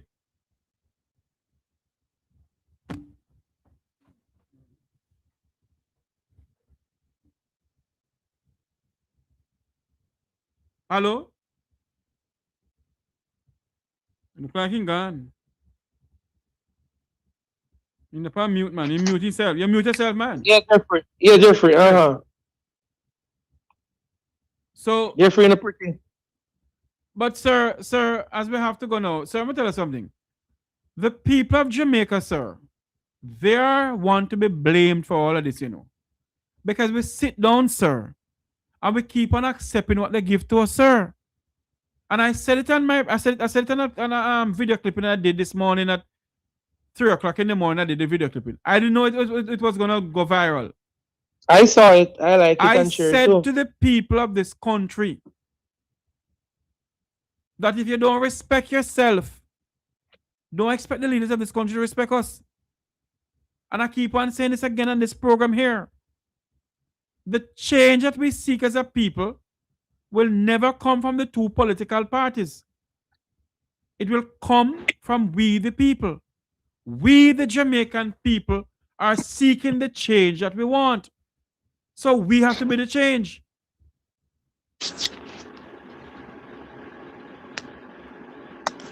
Okay? That's true, Jeffrey. So true. So who don't want to see what we are seeing, then something's wrong with our eyes. And as I said to my good friend Wilfred Rattigan, obviously there's nothing wrong with Jamaica.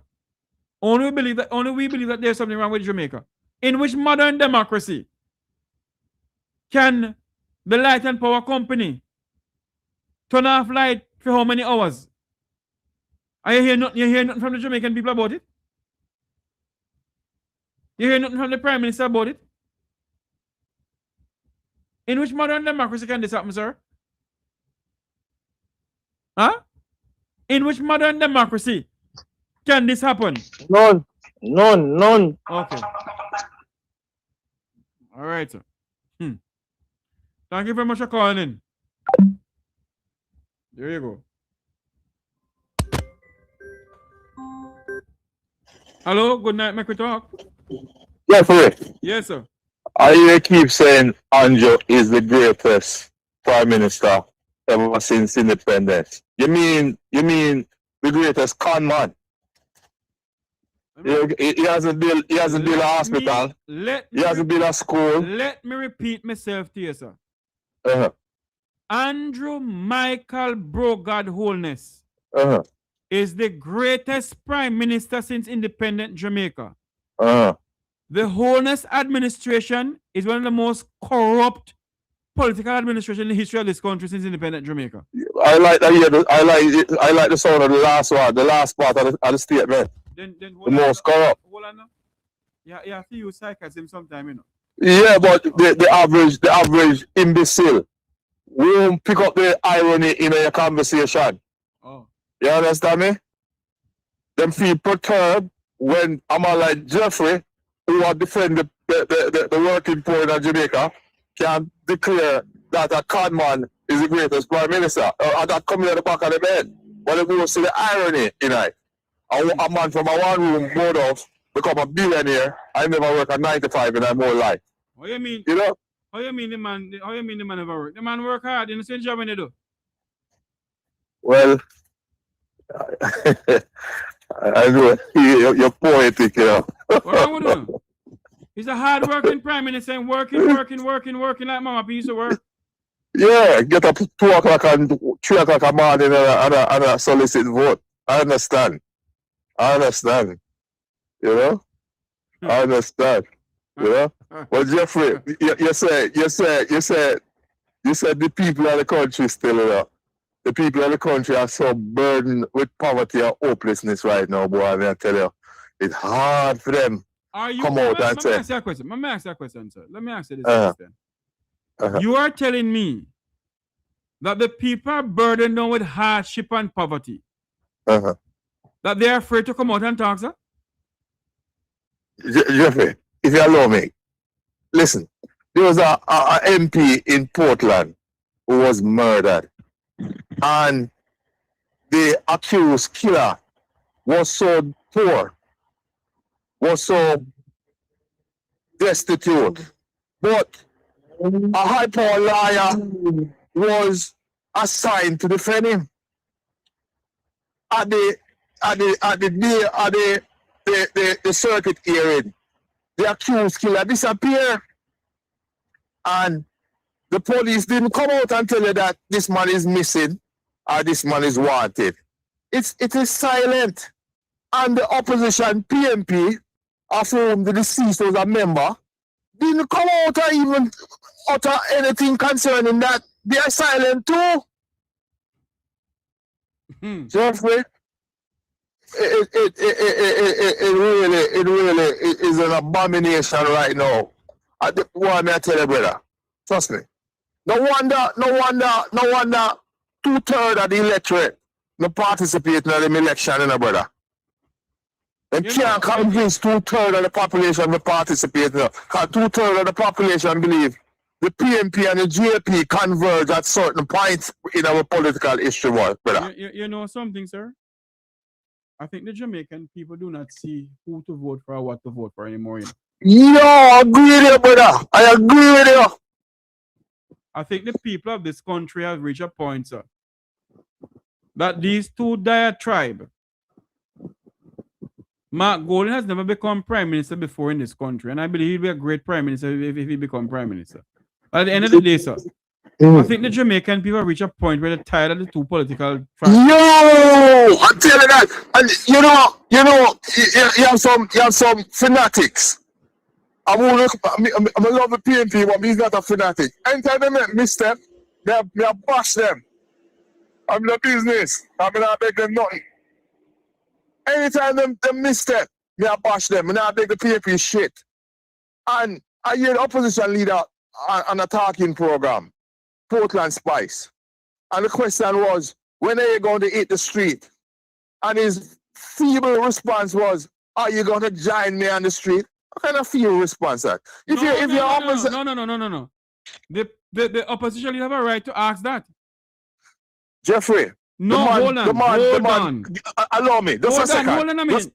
Okay. When they have the protests the other day in a hero circle.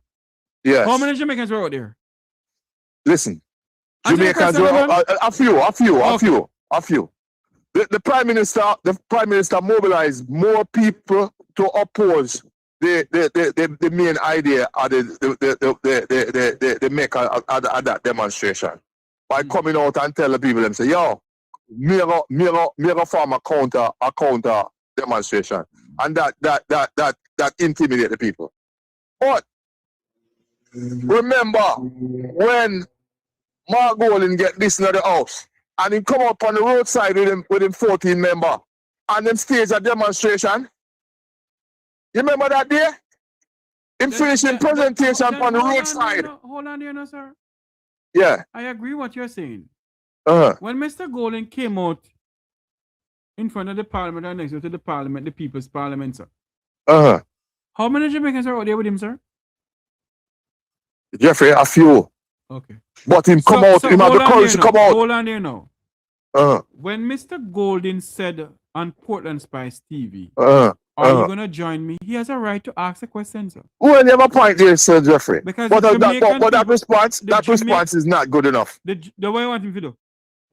Jeffrey, tactically, You couldn't say we are in the process to mobilize something like that. People drive skin at the opposition, brother. 470,000 people vote for you. You mean you can't mobilize 100,000 people? Let me say something to you, sir. Let me say something to you. Mm-hmm. Don't get me wrong, you know. I agree in what you're saying. But what I'm trying to show to you, sir, it should not take the opposition to collect the people to go out there, sir. It should not, sir. The Jamaican people, hold on for me. The Jamaican people, sir, should mobilize themselves and go out there. Jeffrey, with due respect, you know, Jeffrey, I can't imagine the people that come out by their own volition to deal with political issues. Let me ask you this question. There's a mass protest going on in a country right now about some beach. You believe the opposition, you believe the opposition behind that? No. Yes, man. No. What I'm trying to say to you people, a full time put away PNP and JLP and got away yourself, you know. In Sri Lanka, you always mention that. In Sri Lanka, and Bangladesh. When the people of Sri Lanka had enough of the Guptas, it wasn't the opposition people went out there. It was the people of Sri Lanka. Let me give you a secret. 1996, 97. I was working with Power, Pan American Health, and we had to do some work in a jungle. We had changed out some pipeline from Calisby Drive to West Street. And let me tell you something. At the first, me I realized how jungle itself had an NGO by the name of Vision. An NGO by the name of Vision. And let me tell you something. Me believe the NGO they're still in that jungle. In 96, 97, we used to stay in that jungle and do some work. And the Vision was an NGO. I tell me, say you have NGOs associated with politicians, brother. Hold on. Let's talk about NGO. Let me ask you, hold on there. You know, you call me all the time. I'm going to try to explain something to you, sir. It should not have to take an opposition party, sir, to mobilize anybody in the country, sir. Well, stick to your party, the boss. The people of the country, sir. Hold on now. The people of the country, sir, can mobilize themselves, sir. When the people of Sri Lanka feel the hardship, what did they do? They mobilize themselves. They take to the street, right? Yeah. Peacefully. So why is it that we must wait on a PNP to take to the streets, sir? You have a latent Anna politics behind the scene, brother. Sure. Always believe you have a latent Anna scene. Whatever you want to believe, sir. My point is this. It should not be any opposition party to mobilize anybody. All right, Jeffrey. Should not be. All right, Jeffrey. All right. If you are facing hardship, you are facing hardship. When you fail to understand, you know. When Parliament done, you know, who gonna run back so and pay them and lick glass and drink rum, you know? When you fail to understand that. It's all right. You have your opinion, Jeffrey. And you have the power. You have the power right now. What power me have? Well, what I mean, you have a footprint in the media right now, no, Jeffrey. You name what your name, you know. No, you have a footprint in that. Come on, no, sir, you have a footprint. No, sir. I'm just a normal person, sir. Jeffrey, yes, you have a footprint in the media, man. Is that so? The algorithm might say you have 400 people. But after the program done, I check the algorithm and 9,000 and 8,000 people listen to you. Is that so? I mean, Friday, when we check the algorithm, 8,000 people tuned into the program. Oh, Lord. So, why you tell me say you have a media footprint? You have a footprint? You have a media footprint, Jeffrey? A little man like me right up on the outskirts of voice and opinion. It's just like that. But you have a footprint out there, brother. Yeah, man. Jeffrey, let me tell you something. I see you. I hear you defend the opposition. No. And I defend a soul. No, what may I tell you, sir, brother? We need more radicalism in our opposition right now in Jamaica, brother. No the time for it, brother. So what I am saying to you, sir, the people of Jamaica is facing some problems, sir. Beryl came, government sit down for money. Hold on for a minute. Melissa came, government sit down for money. You seeing the Jamaicans sitting to the streets, sir? Yo, I tell you. So why should they? You understand, you know? Why them preach gender equality, gender neutrality in our country, you know? Hold on. Why should they? Why should the opposition party now decide to go out there because Andrew hang on for money? You believe any member of the opposition having a problem? With a lockdown the country, brother. The Naira bill where them push to, man, laced with potential for corruption, brother. Trust me, man. And I borrowed money, your grandpitney, your great-grandpitney have to pay back that money. Hold on, my friend. Is the Jamaican people doing anything about it? Is the Jamaican people doing anything about the Naira bill? Is the Jamaican people doing anything about the money that Andrew hang on from Melissa and Beryl? Civil society voice some opposition to it. The PISOGF voice some opposition to it. Is the Jamaican people doing anything about it, sir? Jeffrey, my heart to imagine the lumpen volunteers that organize themselves and take to the street without direction. So hold on. Without leadership. Did anybody direct them to go out there when cartel referee? Listen. Answer the question. Cartel, no, but listen, that's a totally different scenario. No? Hold on. Did anybody direct them when cartel first got himself in the cartel get himself in trouble? Did anybody direct them to go out there for free war boss?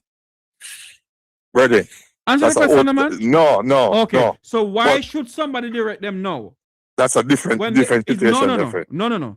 If you are facing the pans of hell, you don't have no roof over your, over your head. You don't have no food for them. A Peter Paul live under. You know for a fact the government have money. And you must sit down for somebody come mobilize to help you. We're sick as hell in this country. 384 people slaughtered by the police last year. Anybody 384 people. Anybody take to the streets for that? Jamaica for Justice. Mobilize people on the street. Jeffrey, give me a chance. Jamaica for Justice mobilize people to lick out against police extrajudicial killing. Anyway. And the Prime Minister get up and say, he must stay a counter protest. Okay. And with the Prime Minister, you know, I go from parish to parish and I talk to some militia man with gun and badge. No. Hold on. Don't come on the program with that. I have no proof of that. Don't do that. Well, what do you mean? You don't have proof of what? I have no proof that the Prime Minister go to nobody for no militia go whatever. No, you listen to me. Listen to me before you misconstrue what I'm saying. No. Listen, let me repeat myself. Let me repeat myself. Hold on. Let me repeat myself. Hello. Hold on a minute. Militia man, I say that, Jeffrey. Militia man. Can you hold a minute? Uh-huh. I have no proof that he did that, sir. Hold on a minute for me. I have opposition spokesperson national security waiting in its. Yeah, let me listen to you. I mention about the MP of Portland where we're losing life. Coming here, the opposition spokesman said nothing about that. And you promise to say you don't ask him about that. Then what can Mr. Fitz Jackson do about that, sir?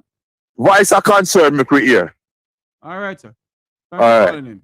All right. Okay, bye. Member Jackson, welcome to the program, sir. Mr. Jeffrey, good evening to your listeners. How are you doing, despite everything else? A little bit of challenges, but overcoming them. Okay. I hope you went. I asked you the question. I hope you went to the person there to get some help, do you know? Yes, I did. Okay, good.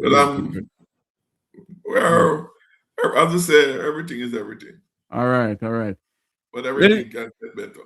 Yes, ladies and gentlemen, we have joining us opposition spokesperson and national security member Fitz Jackson. Member Jackson, welcome to the Make We Talk program once more, sir. Jamaicans in the diaspora and around the world is asking questions about the FLA. But before we touch the FLA, sir, your take on the whole thing of Jamaica went dark Friday night, pitch black. I think the answers are yet to emerge. there are some responses given, and I believe even in the formal responses given, there's a bit of unknown. We hear about is it what do you call it there? Strikes or occurring around. Yes, but are they the real reasons? I don't know, and I don't want to speculate. But what I can say is that, you know, one of the sorry about that. One of the challenges we face as a country is when the authorities of the country become untrustworthy, which is very unfortunate. Then anything it says is in doubt and in question. And I believe that's when a government loses moral authority to govern. There's a thing called Pyrrhic victory. You can hold the office, but you hold no trust, or you hold insufficient trust that can command the respect and the confidence of the people. And I think that's what we are going through, a high degree of low trust. In many parts of the country, but in particular the government. There are many people who don't even want to listen to what the government has to say, much more to even believe what is said. So that's part of the challenge that we face. You know, Member Jackson, I want to switch over to what I want you to come and talk about, but I want to say this to you. When the Minister of Energy told the people of the country that he is going to have a press conference, sir, in the morning, Saturday morning, there was no press conference. Then somebody came out again and said, going to have a press conference at 3 o'clock. I saw the minister at a funeral at 3 o'clock. You thought the press conference would be on PBCJ or JS. You know where I saw the press conference, Member Jackson? On the minister's Facebook page. With the camera turned upside it down. You ever said like this to see me? I called somebody who he knows and I said, listen to me, tell the minister that nobody can see him. We want to hear in the audio, we cannot see what is going on. In less than 2 minutes, Member Jackson, the live feed was cut off. Nothing from the live feed. And one would have believed, Member Jackson, that an incident that happened in the country, sir. You hear nothing from the Prime Minister of the country, sir? Not a word from the Prime Minister? Sense of accountability or having a sense of duty or responsibility to, one, find out what the facts are, and to, in a timely way, keep the country apprised, updated, and what is happening. Because as has been said by many, including our spokesperson, you can't run a country where the uncertainty as to what will happen or likely to happen prevails. Everybody in their private lives, in business, needs a high level of predictability as to what will happen and what will not happen. And there we go, we see a demonstration of that. And in many other areas of government, Sir Jeffrey, that we don't feel that the government fully has its fingers on the pulse of the country, the things that makes it ticks, the things that cause it to go on, so that whenever anything untoward is happening, you can be aware, make the kind of intervention that is necessary, again, to ensure greater level of predictability and the avoidance as much as possible of disruptions.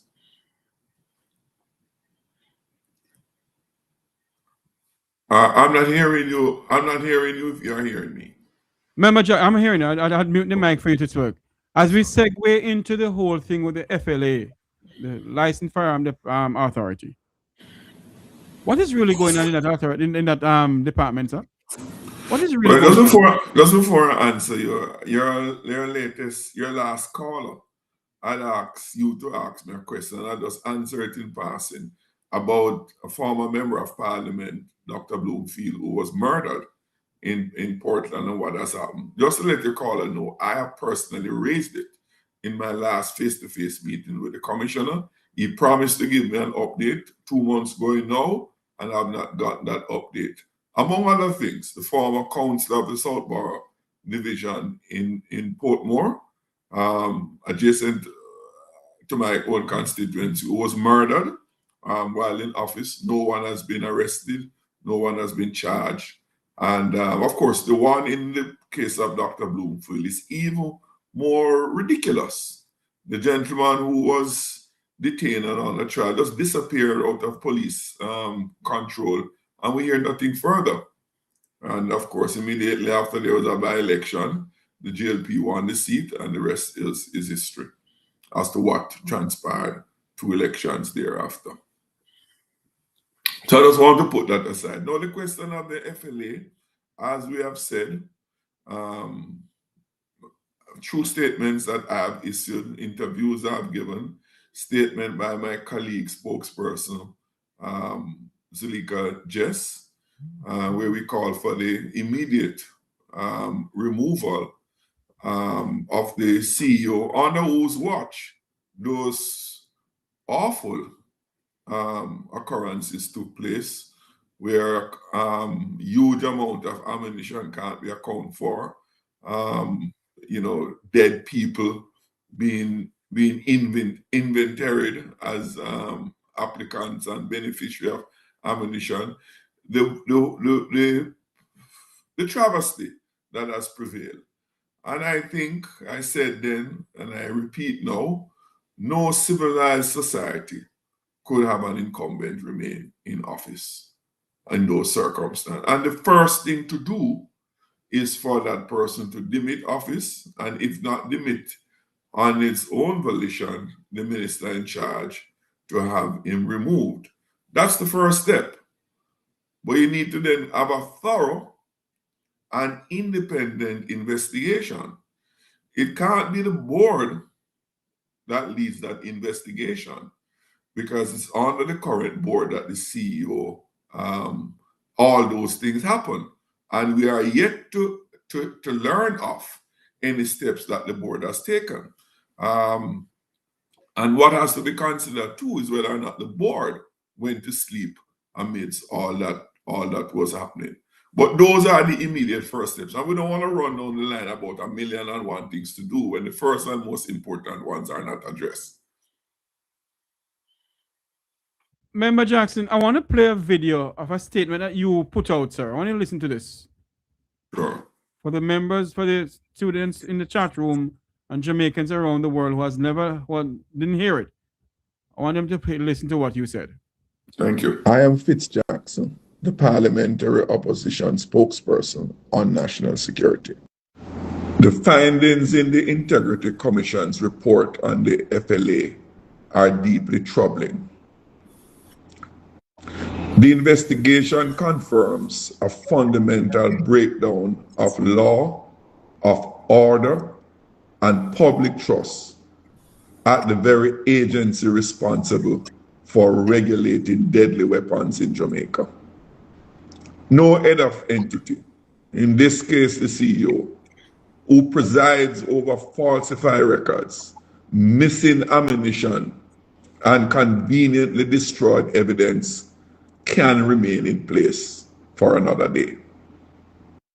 The reflex response to the prevailing debacle at the FLA by Minister Chan, that the FLA is tightening its procedures, is plainly not enough. Any attempt by this government to protect and preserve the CEO in his post will only serve to signal their own complicity in these confirmed failures that impacts the security of every single Jamaican. The People's National Party demands a full, independent investigation and that the findings be made public.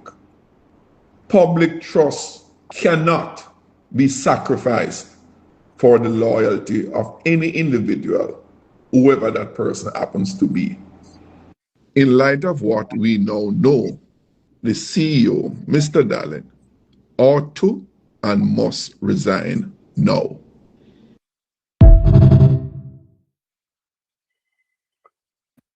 You know, Member Jackson, There has been issues facing the licensed firearm authority for many years in this country, sir. And one would have hoped that all of this would have ironed out and, we have a good FLA going on. More than you hear some shibangarang going on in the FLA, sir. You believe that he's going to resign, sir?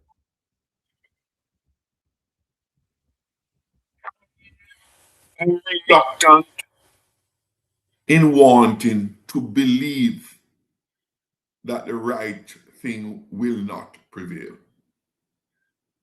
I don't want to believe that. But you made a point a few minutes ago with your previous caller. And the truth of the matter, Jeffrey, one of the sad state of affairs in our country is that too many of us are contented with just muttering what is wrong, but not prepared to stand up and fight for what is right. And I have learned from early stages of my life, those who oppress you did not oppress you accidentally or coincidentally. When they do so consciously and deliberately, they will not cease to do so because they are beneficiaries of those actions unless they are disrupted. And yes, like your caller before, I heard said, we should take, what action are we taking the opposition?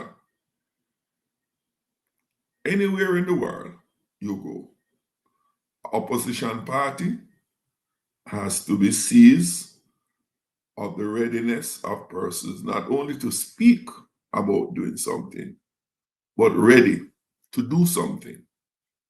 Put it bluntly, Jeffrey, I tell my people in my own constituency on the ground, a general can't fight a war by himself, have a fight with troops. Troops are willing to take the field. Right? Are we ready to take the field? Well, that's an assessment and that's a judgment call. And at the right time, when that assessment is made and the results so indicate, I can assure you that the People's National Party will act accordingly. One of the evidence of this, with the level of corruption, the level of sufferation that people experience going into September 2025, we end up not with an outpouring of support for a particular government, but a reluctance of people to express their dissatisfaction. And you saw it in the voter turnout. That is enough evidence, not opinion, not a thought, where we can argue back and forth who wrong and who right.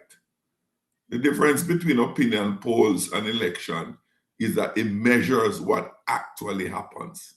Yes. So yes, we do have a minority government in Jamaica, where a small number of voters have said, yes, it's the government we want. I want to argue and say, well, let's say we should not be the party in government. That is a fact. Well, there's other issues relating to that which I won't delve in now. But the fact that as a country and as a people, we need to be more deliberate and ready to protect what is ours.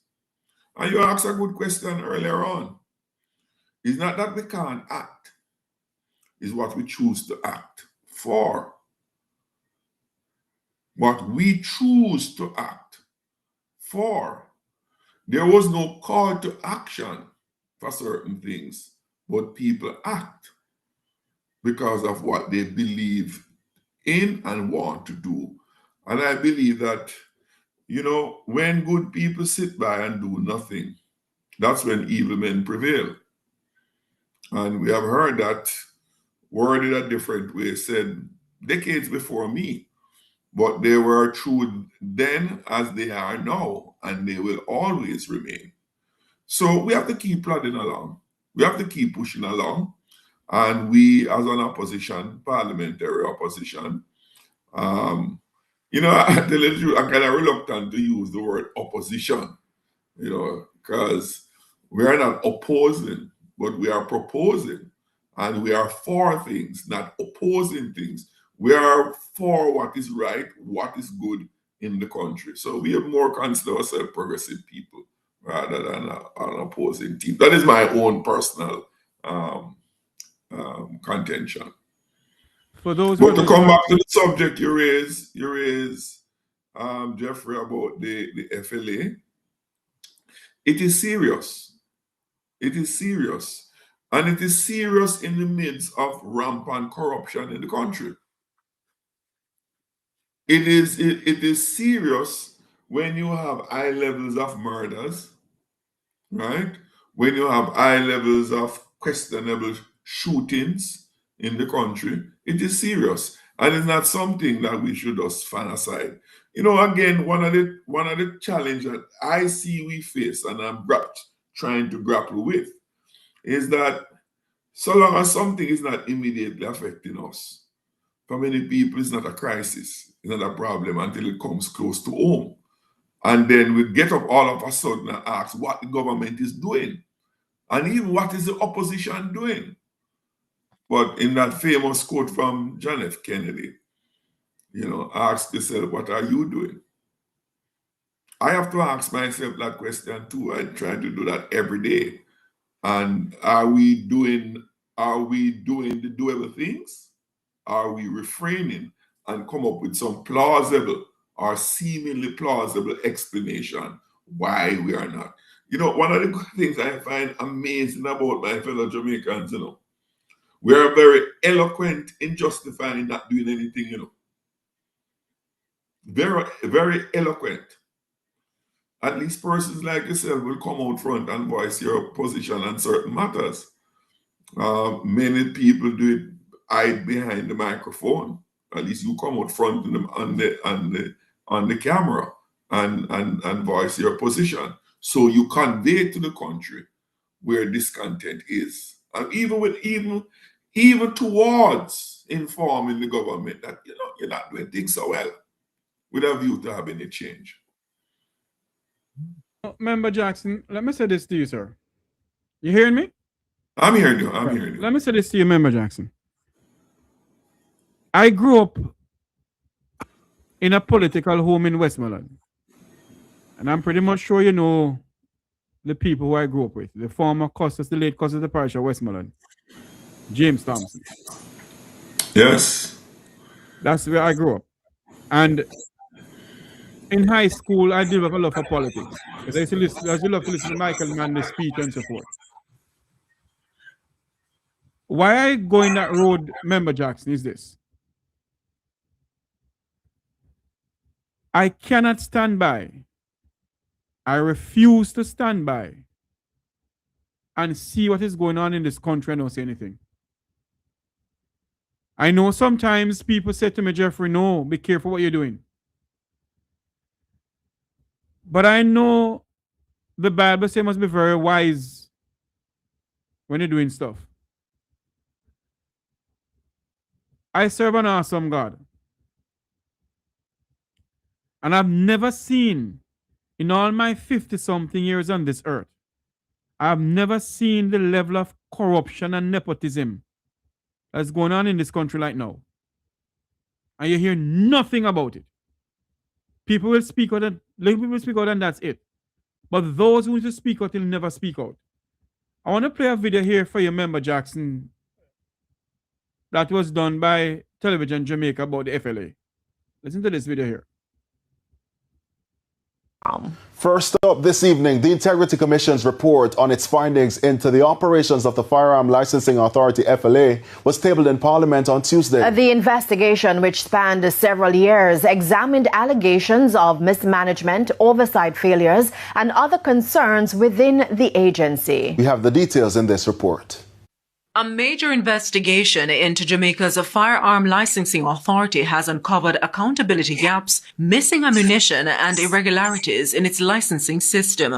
The findings are contained in an investigation report compiled by the Integrity Commission. The probe, which began in 2021, examined allegations of corruption, improper licensing practices, and weaknesses in how firearms and ammunition are stored.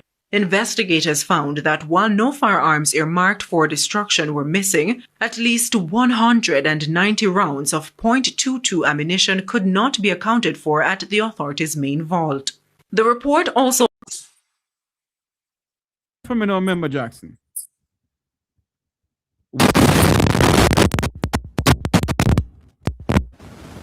Come on.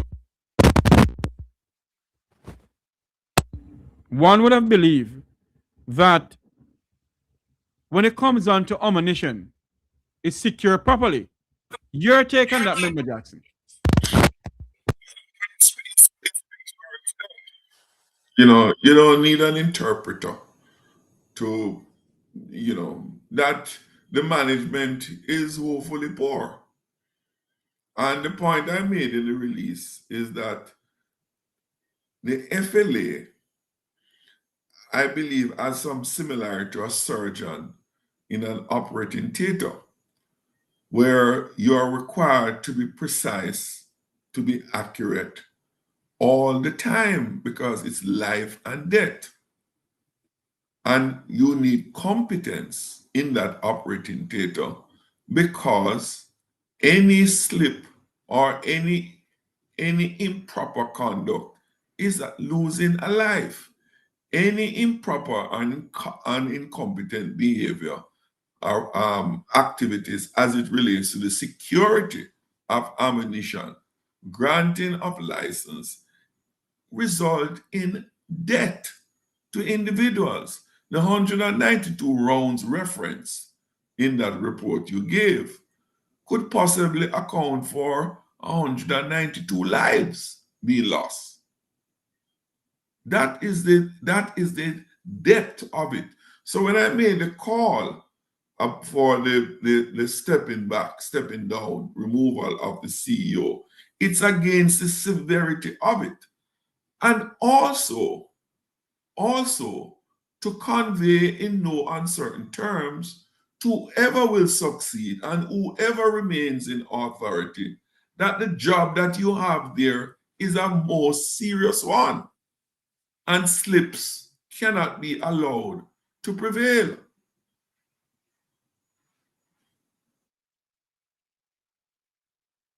Let's play back some more of this video and get some more comment from Member Jackson. Also highlighted serious weaknesses in inventory management. It noted that only about 17% of the recorded entries were checked, and several discrepancies, including deteriorating storage bags and poor record keeping, were identified. In addition, the Commission concluded that the authority's license management system was manipulated, with inaccurate information entered into a dealer's account without his request or consent. The investigation found that one set of transactions showed thousands of rounds of ammunition being purchased by individuals who either denied the purchases or, in one case, was already dead at the time. Despite these concerns, the Commission determined that the authority acted within its legal powers when it revoked certain firearm licenses linked to the investigation. However, in relation to allegations of corruption involving staff, the report says investigators were unable to reach definitive conclusions due to insufficient evidence. The Commission is recommending urgent reforms, including improvements to storage conditions, stronger controls over data entry in the licensing system, and the establishment of proper data backup systems. It is also urging a full independent audit of all FLA vaults to determine the extent of unaccounted ammunition and to strengthen oversight. Nakinski Robbins. My question to you, Member Jackson, is this. Do you have any idea? Hold on for me. There's some little thing going on with the system here. Do you have any idea if the FLA vault has a 24-hour security system? I am not aware, but I would expect that. When I say not aware, can confirm independently. But I would expect that in much the same way that the vault of the BOJ would have 24/7 surveillance system in place to guard the currencies under its care and protection, that life-threatening ammunition would also enjoy that level of security.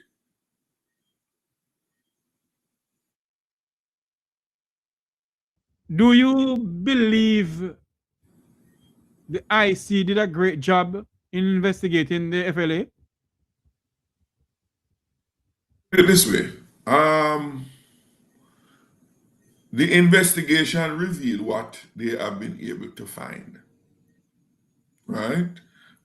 Is there more? I can't say without evidence. I really could not say, and it would be delving in speculation. I am relying on what has come to light.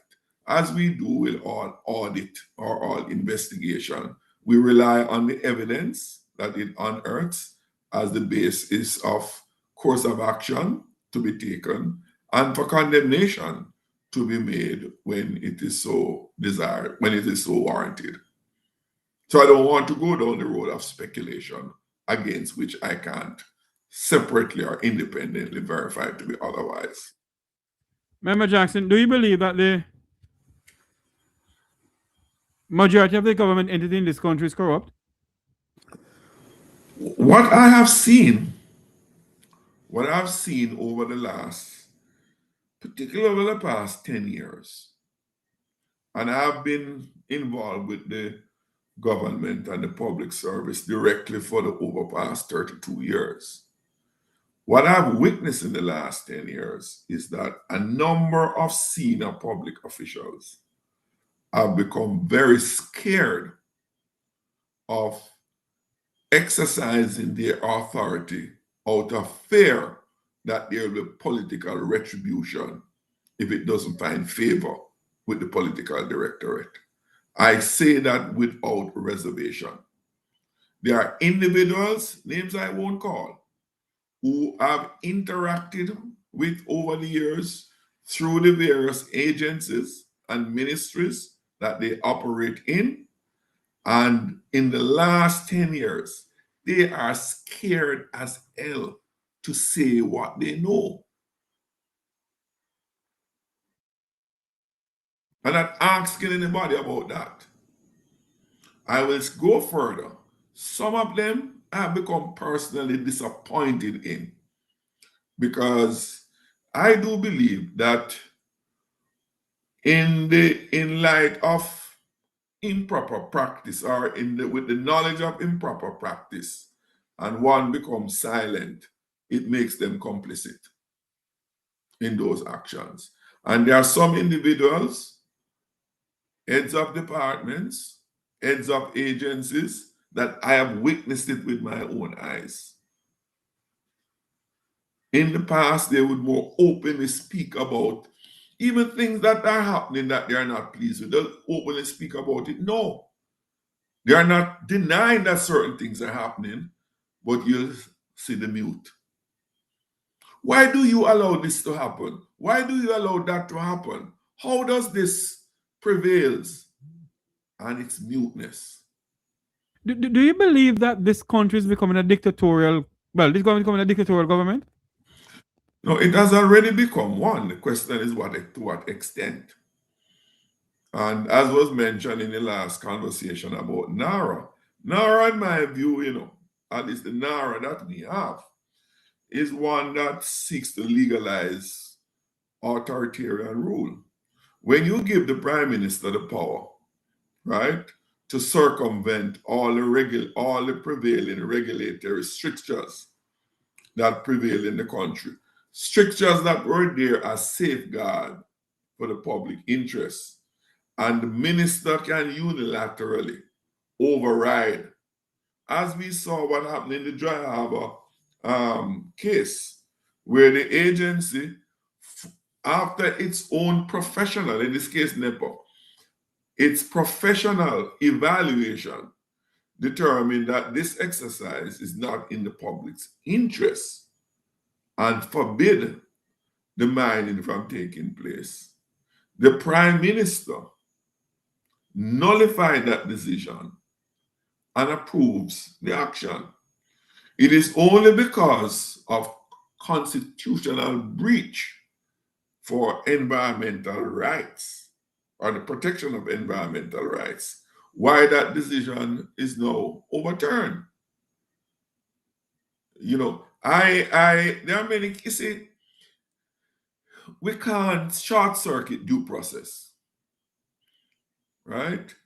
If you believe that an agency is acting in a way that is not proper, it is not diligent, then you as government have the authority to see to the necessary changes to make it function more efficiently. If efficiency is your concern, you have that authority. And we have provisions in law now for emergencies to even circumvent the normal processes because of time, etc. But even in so doing, there are safeguards which are built in. I can't forget in my first term as a member of parliament, serving on the PAC, I asked the then Auditor General, Mr. Adrian Strawn, very respected and respectful gentleman, when an issue came up where it appeared as if it was an agency inefficiency or responsiveness was at play. And I must tell you, I was a bit upset with what I heard then that never happened. And I asked the Auditor General this question, which sticks out in my mind. Mr. Auditor General, would there be any breach if the manager or head of agency had intervened and grant approval for that mitigating step to take place?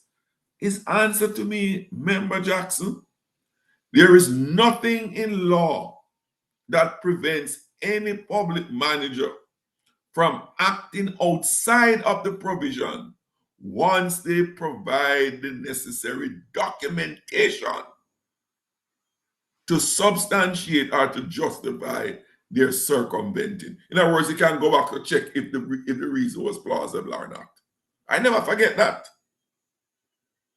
So this whole argument that the bureaucracy inhibits or prohibits you from being responsive is a wash. Either you're afraid to act or you're not willing to act. Yeah. So the government, all of these options available to them. Emergency procurement have certain strictures to be adhered to that you can use. But guess what? They use it conveniently, you know. Don't believe that these things don't happen. Yes. When they want certain persons to benefit from certain transactions, they circumvent the due process. We hear of many instances of those. So I don't buy that argument. Those are arguments of convenience. When you say the multi-million-dollar purchases, contracts split up in splinters, right? Those are circumventing the process, but towards what end?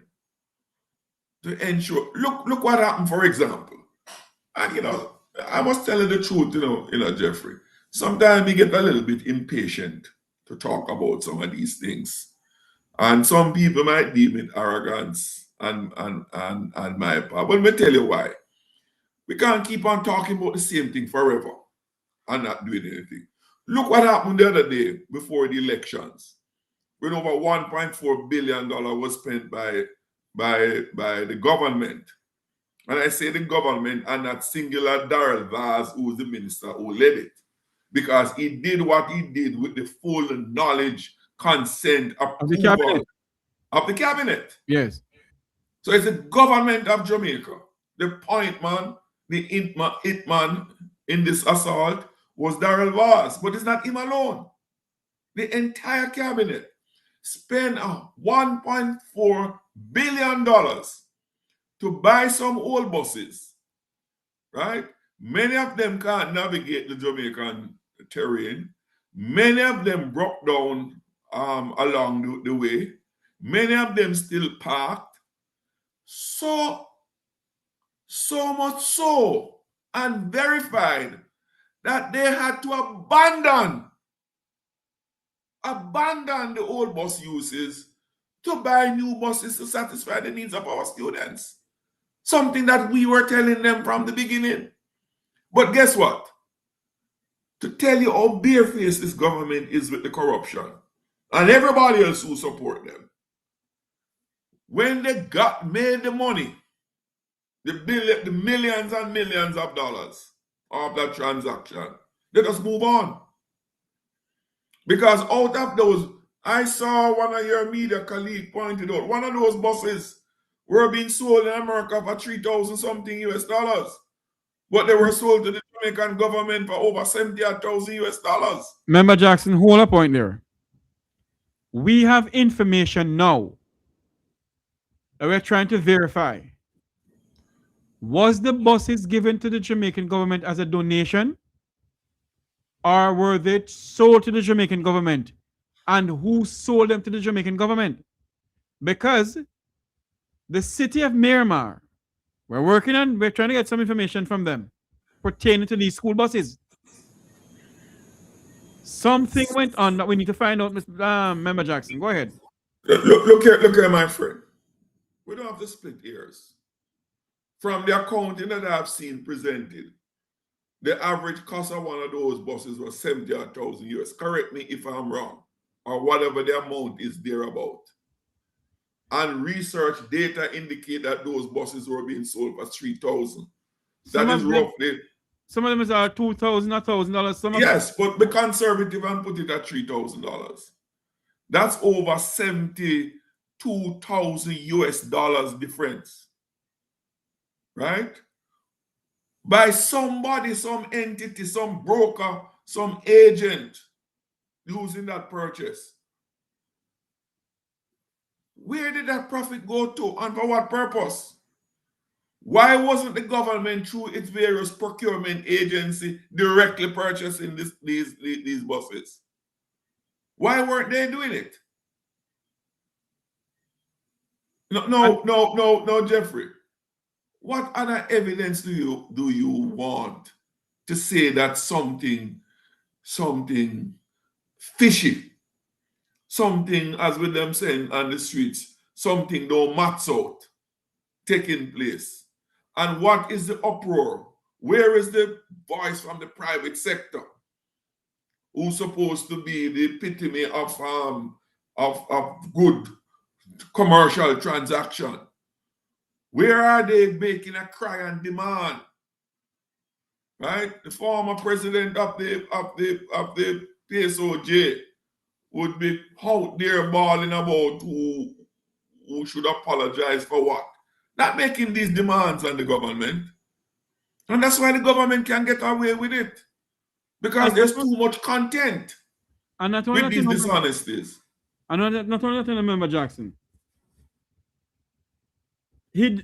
Some buses were delivered. 50 buses are still missing.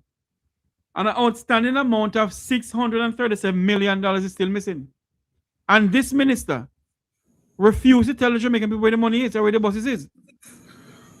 But Jeffrey, you forget about the police use cars? No, you forget about that? So when persons like myself or you raise this, and the apologists for the government will make the claim it's politics.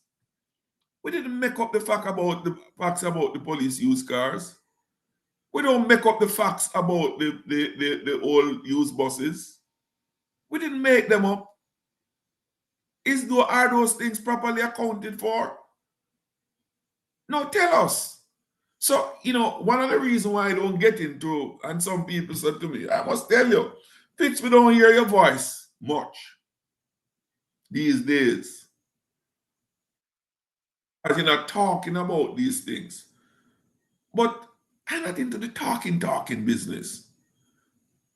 I'm trying to mobilize for action. Action time now. Action time now.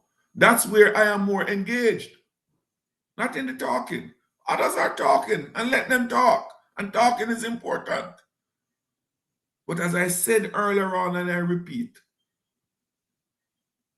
those who oppress us don't do it accidentally or by the way. It is a conscious and deliberate action they take. And the only way they will resist or desist from continuing is when they encounter force. When they encounter opposition. That's where the PNP come in as an opposition to oppose those practices of oppression, to oppose those actions of corruption, to oppose those actions that deepen the hardship and suffering of the all everyday Jamaicans on the road. That's where we come in opposition. That's what we must focus our mind and our will to do. That's why I don't talk much about both of these things. You know, and by the way, just in a passing way, that matter with the banks, and that's for another subject, where the government sit by and in collusion allow the banks, the super rich in this country, to rob everyday Jamaicans, not just poor people, right? Middle class people, even some rich people too, get robbed by the banks daily, and the government does nothing. Well, just to mention, and some people have asked me, and I use this forum to say, I'm still in the courts with the bank, BNS in this case, on that matter. In fact, we have a hearing next week, Monday morning, on the matter. Because one thing, I shall never relent. I will never give up in a just fight. And that is not over. And it is continuing, and it will continue until victory is secured, not just for myself and my legally collected fee, but for the thousands of other Jamaicans who have been equally have their money taken illegally. And I talk about illegal action. I pose a question to you. I know you call me here for me to answer questions, but I don't think you'll crucify me if I ask you a question or two. Go ahead, Member Jackson. 2 years ago, when I discovered that the dormancy fees being charged, which one of the most wicked charges the banks were imposing on people. And I found out that while the bill I tabled in Parliament explicitly prohibits such charges, it was a breach of existing legislation to this day. And I publicly directed to where in the current law the breach occurred. Within 2 weeks, the bank suspended the dormancy fee when that was brought to their attention. And subsequently, have formally decided to withdraw it, voluntarily withdraw it, up to now over the past 6 or so years. Mm-hmm. Why? Not because it was immoral, not because it was unfair, not because it was unjust, but because it was a breach of the law for which they could be found guilty of. So all those billions of dollars that they collected illegally up until today, neither the Bank of Jamaica nor the government of everyday Jamaican has taken any step to recover those illegally collected fees and have them returned either to the account holders or to be expended for the public good. Up until today, you imagine If I broke into your house and stole your television set, stole your stack of money, and you know I'm the one who took it, would I not be obliged to return it? Of course. Or I be permitted to keep it? Having broken into your house, illegally entered your house. Why is it that the super rich in this country, not just the rich, the super rich, who take people's everyday people money illegally, is allowed to keep it, but yet the man who commit a similar breach and robbing somebody of their possession have to return it?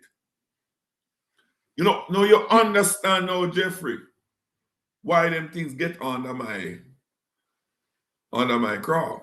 You know something. The government of Jamaica, the government of Andrew Holness, the government of the former Minister of Finance, Nigel Clark, the former government of Audley Shaw, former Minister of Finance, the current government of Fable Williams, has taken no steps, neither has the governor of the Bank of Jamaica.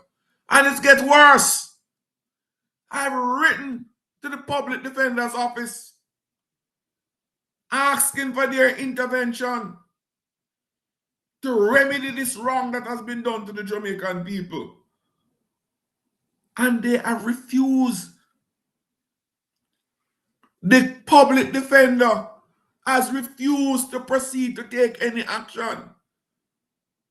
This is a clear case. First thing to do, seek a judicial review if those dormancy fees constitute a breach of the law. It is as simple as that.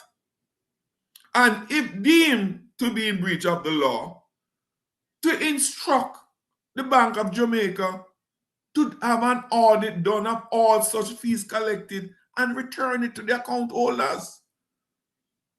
That's the reason why this government don't have no moral authority to talk to me about what is fair and what is just.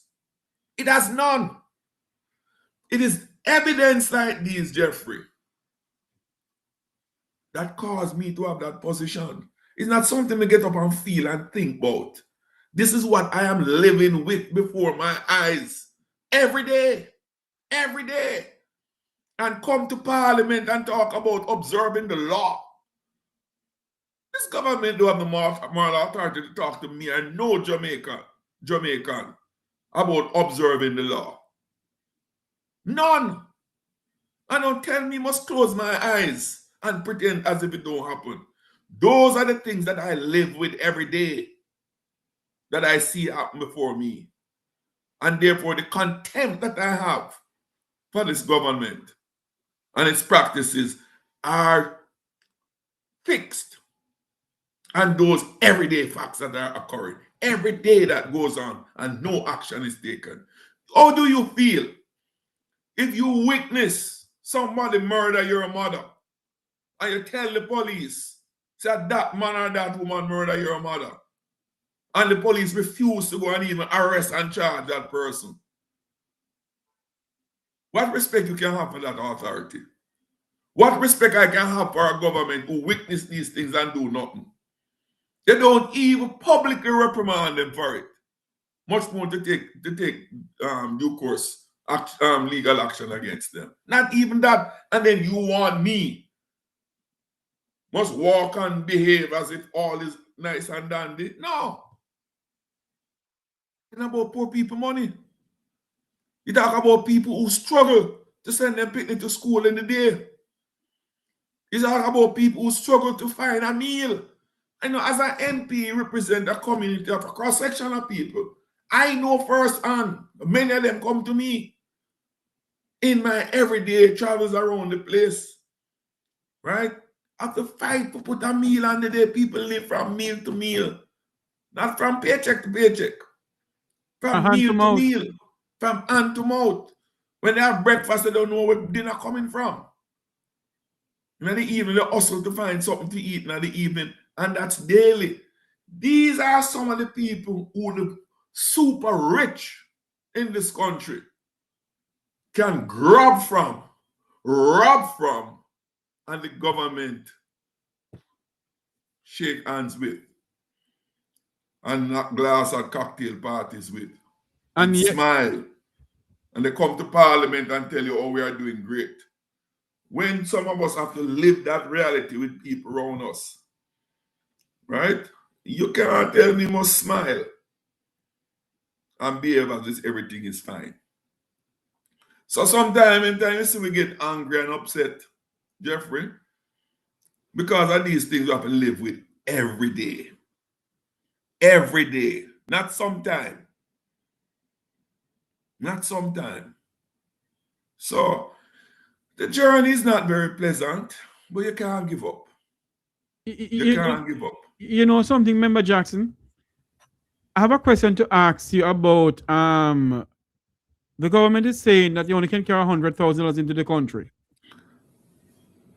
Can you elaborate on that? You do anything about that? I am asking some questions. Somebody said me something a day or two ago, just recently, about somebody who brought in some money under 10,000 US in value, and it was confiscated. I have a difficulty.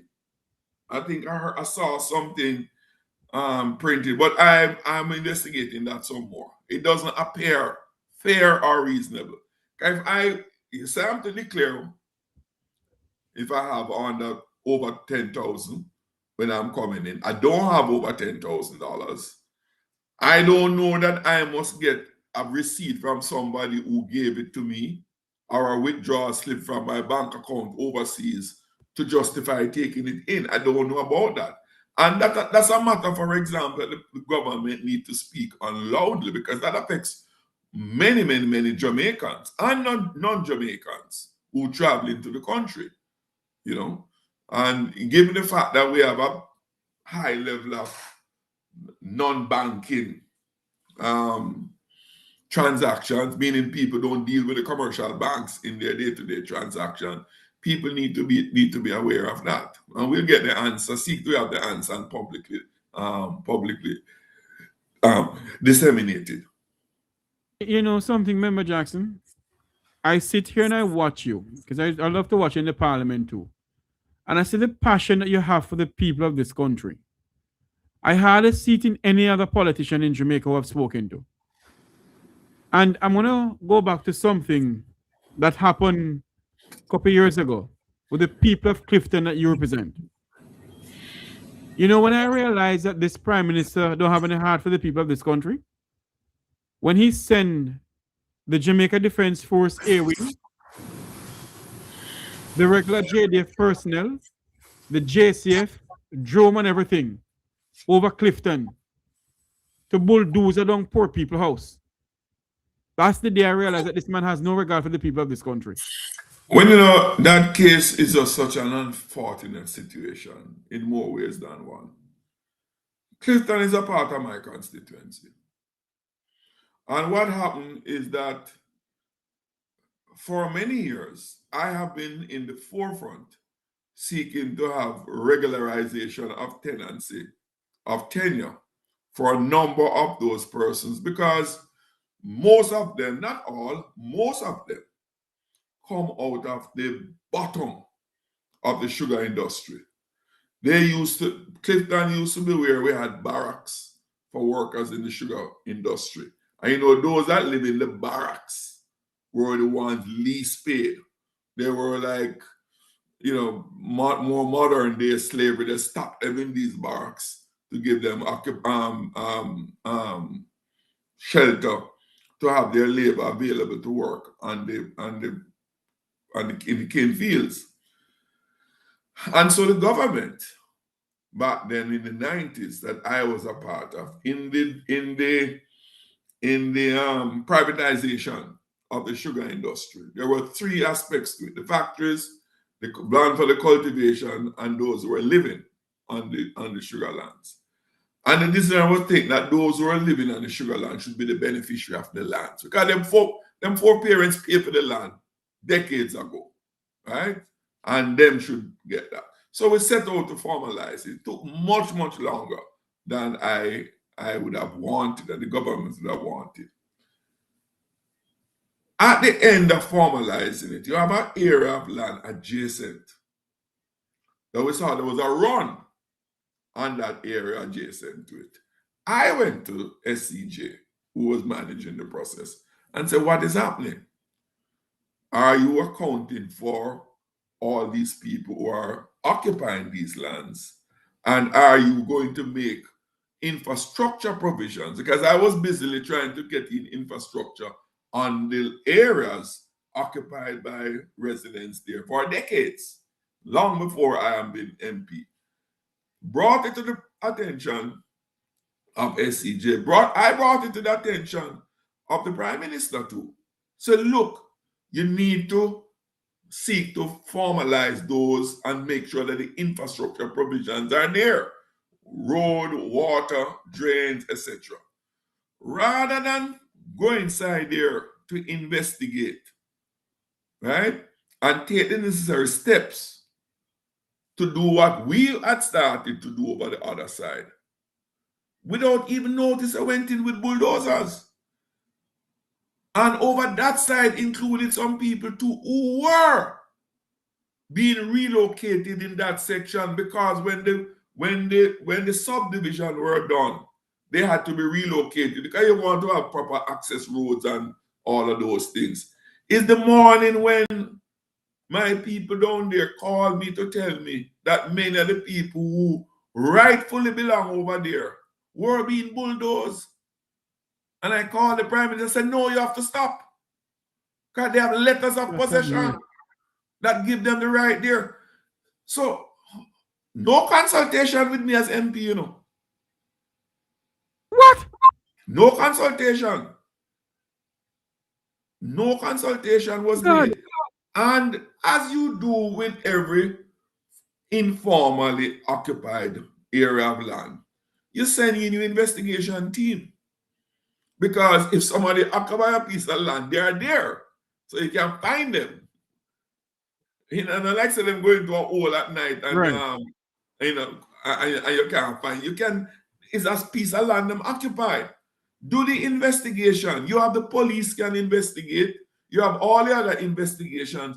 Do the investigation. Determine if there's criminals there. You can deal with them through the law.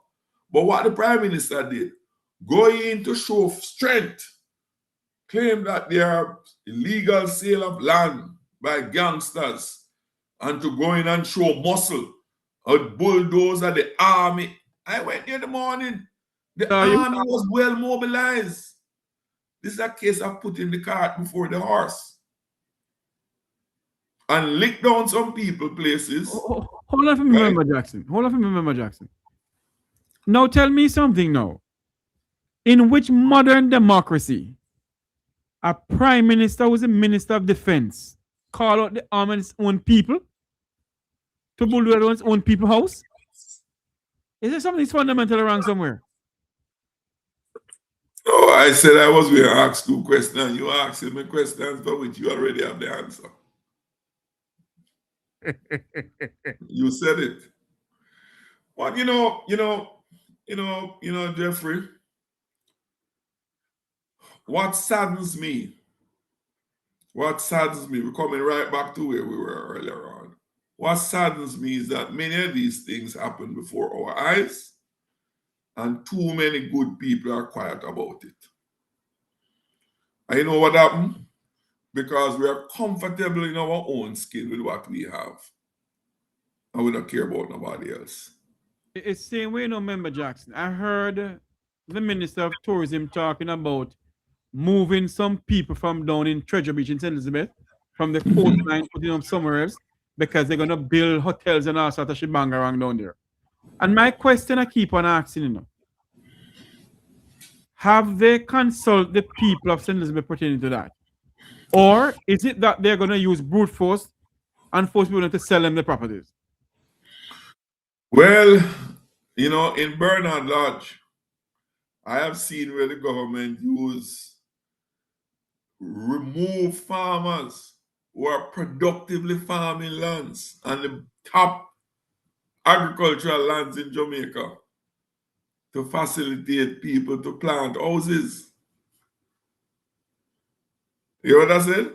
My God, in take heaven. out the most extensive irrigation system was in Bernard Lodge, and they have been uprooted.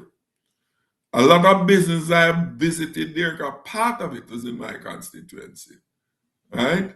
Where they have been big exporters of agricultural products. And they just root them out, and they have houses being planted there.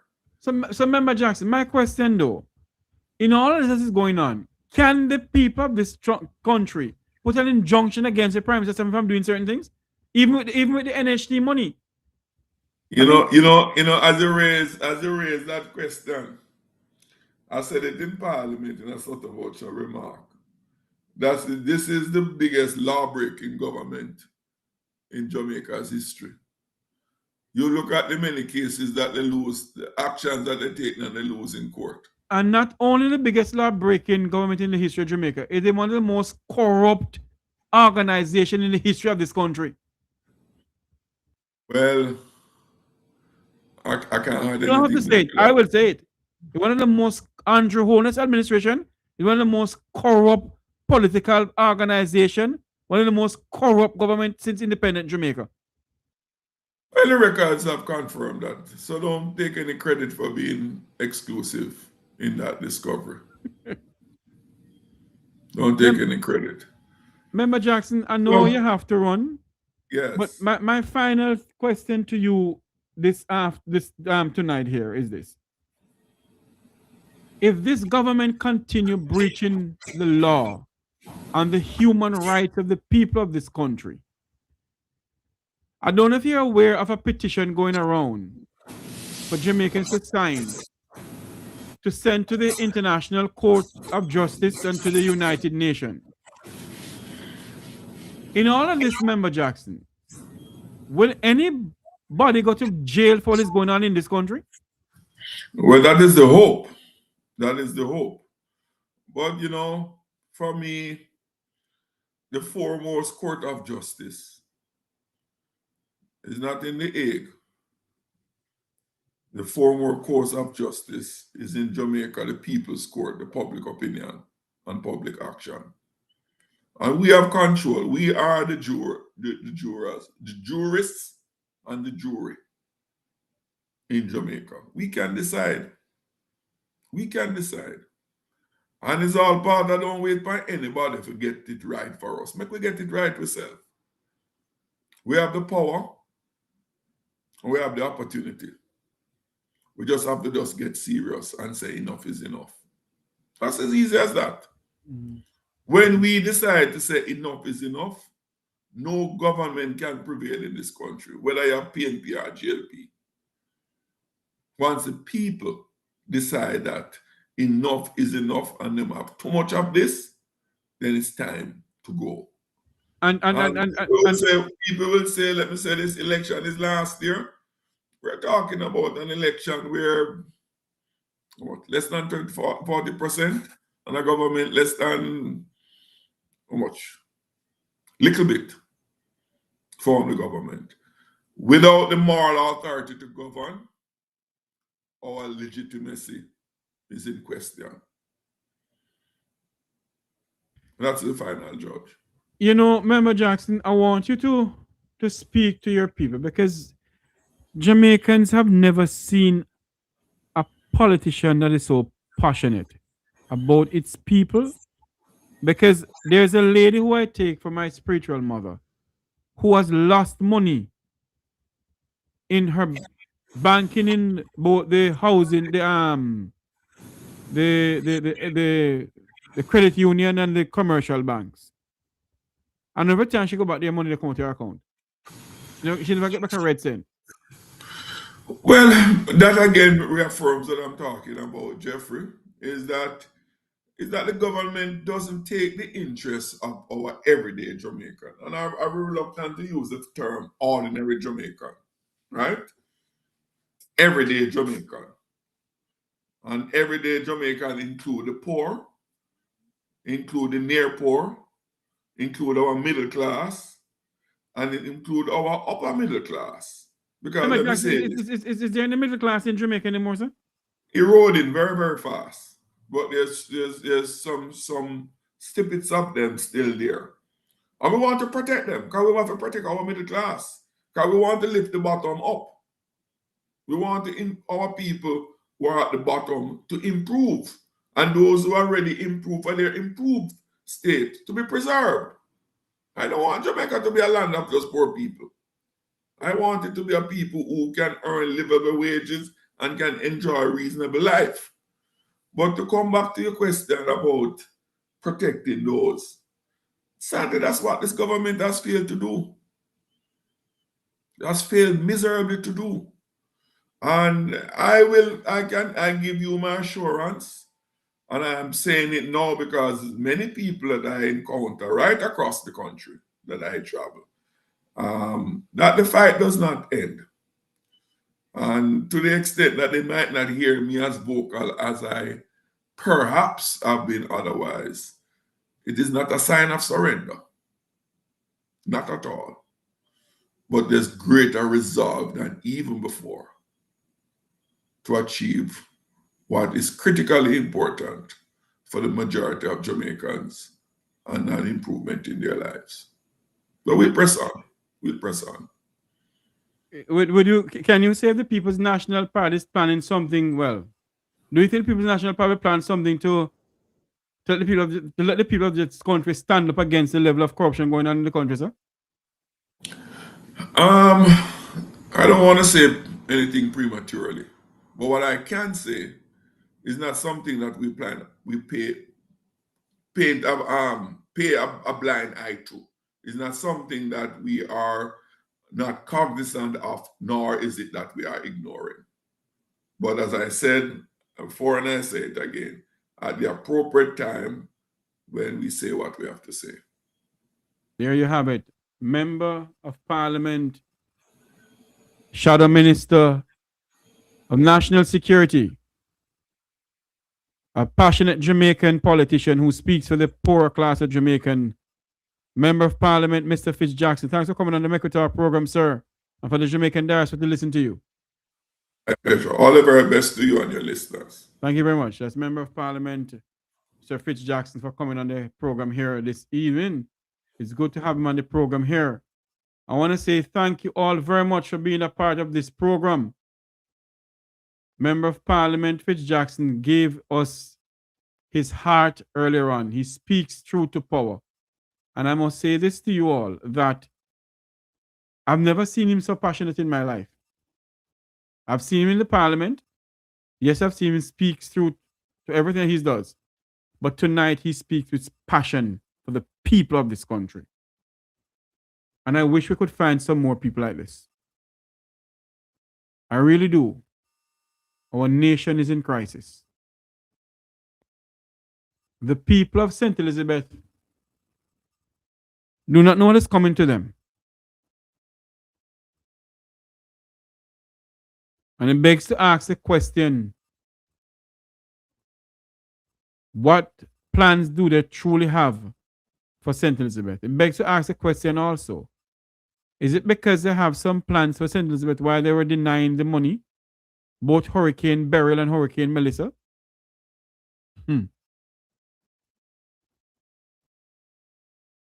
The people of Treasure Beach, be very careful. They have plans for Treasure Beach. And I pray and hope the people of Treasure Beach and St. Elizabeth in this environment, and entire St. Elizabeth, truly do not sell their parents and their forefathers' land to those people that have coming down there to buy up all of these lands. I hope the people of St. Elizabeth have the respect for their forefathers, the mothers and their fathers, and do not let money brighten your eyes and sell off your children's lands. There's going to come a time when many of you, if you do so, can't even enter the parish of St. Elizabeth. And I say to the people of the parish of St. Elizabeth tonight, do not be fooled by these politicians and their friends. Do not be fooled by them. You're such a resilient people. You're people who believe in your parish. You're people who believe in the farming breadbasket of this parish. Please do not let these people fool you and force you to sell your lands to them. Yes, hurricane came, and maybe you want to move from the coastline, but do so on your own will. Do not let this government or any other government force you off your property and force you to sell your property. Be ye careful. What I'm hearing don't sound good to me. What I am hearing don't sound good to me at all. And, you know, I asked Member Jackson the question, is this government becoming a dictatorial government? And he said, it is there already. It is there already. It is 12 minutes after 10 o'clock here. 12 minutes after 9 o'clock in Jamaica. It's a pleasure having you on the program tonight. For those on TikTok, thank you all very much. Like up the live feed, send me some, what do they call it, money gun, something like that. Yes. I'm not aware of the whole TikTok thing, you know. But it's good to have people in the chat room who listen to us and continue sending up the hearts and so forth. The time has come for us to put away PNP and JLP, you know. Think about this country, you know. Think about this country. A banking sector that continue robbing poor people money. You put your money in the bank. And when you go back there, how much money come out of it? You didn't draw any money. Banking, fee, banking, this, banking, that. Where must people put their money? If that is the case. And you hear nothing from the governor of the Bank of Jamaica. You hear nothing from the Prime Minister. As what Member Jackson said, that the super rich continue getting rich in this country. While the people who live below Crossroad and other parts of this country continue becoming poor.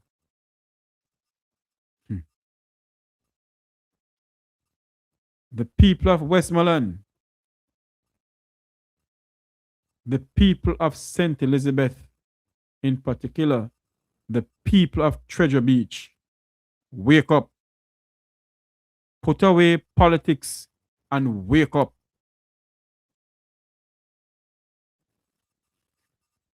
I want to say thank you all very much for coming on this program. Remember to like, share, and subscribe to the Mekwita Jeffrey Tavares YouTube channel. Continue fighting for this country. And as we go off air tonight, I want to say this to you all. The change that we seek in Jamaica will never come from the two political parties. The change that we seek in this country come from us as a people. As what the late John F. Kennedy said in his inaugural speech, ask not what your country can do for you, but what you can do for your country. The people of Jamaica, ask not what you can do for Jamaica. Ask what Jamaica can do for what we can do for Jamaica. Do not give up on this piece of rock. Do not give up on this piece of rock. But continue fighting for this country that we sorely love. May God bless you. May God bless our island home, Jamaica land we love. Remember to like, share, and subscribe to the Make We Talk Jeffrey Tavares YouTube channel. Did you hear my voice? Have a good night, everybody. See you tomorrow. God bless.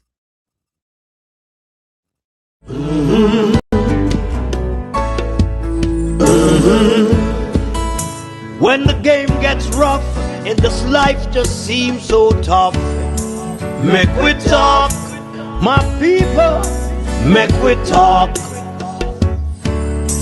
When this town becomes an ugly place, don't let it erase the smile from your face. Make we talk, people, make we talk. Conversation is the key, a guiding light for you and me. Spark a talk and you will see. Conflict solver A to Z. World leaders master the art of self-defense just by talk. So people, make we talk. Hey, we're living in a world that on ourselves we must depend. Make we talk, people. I got arrested a few times. During the 60s, I went to jail 40 times. Since I've been in Congress, I've been arrested another 5 times. And I'm probably going to get arrested again for something. I'm not suggesting that any of you should go out and get arrested, but when you see something that is not right, not fair, not just, stand up and say something, do something.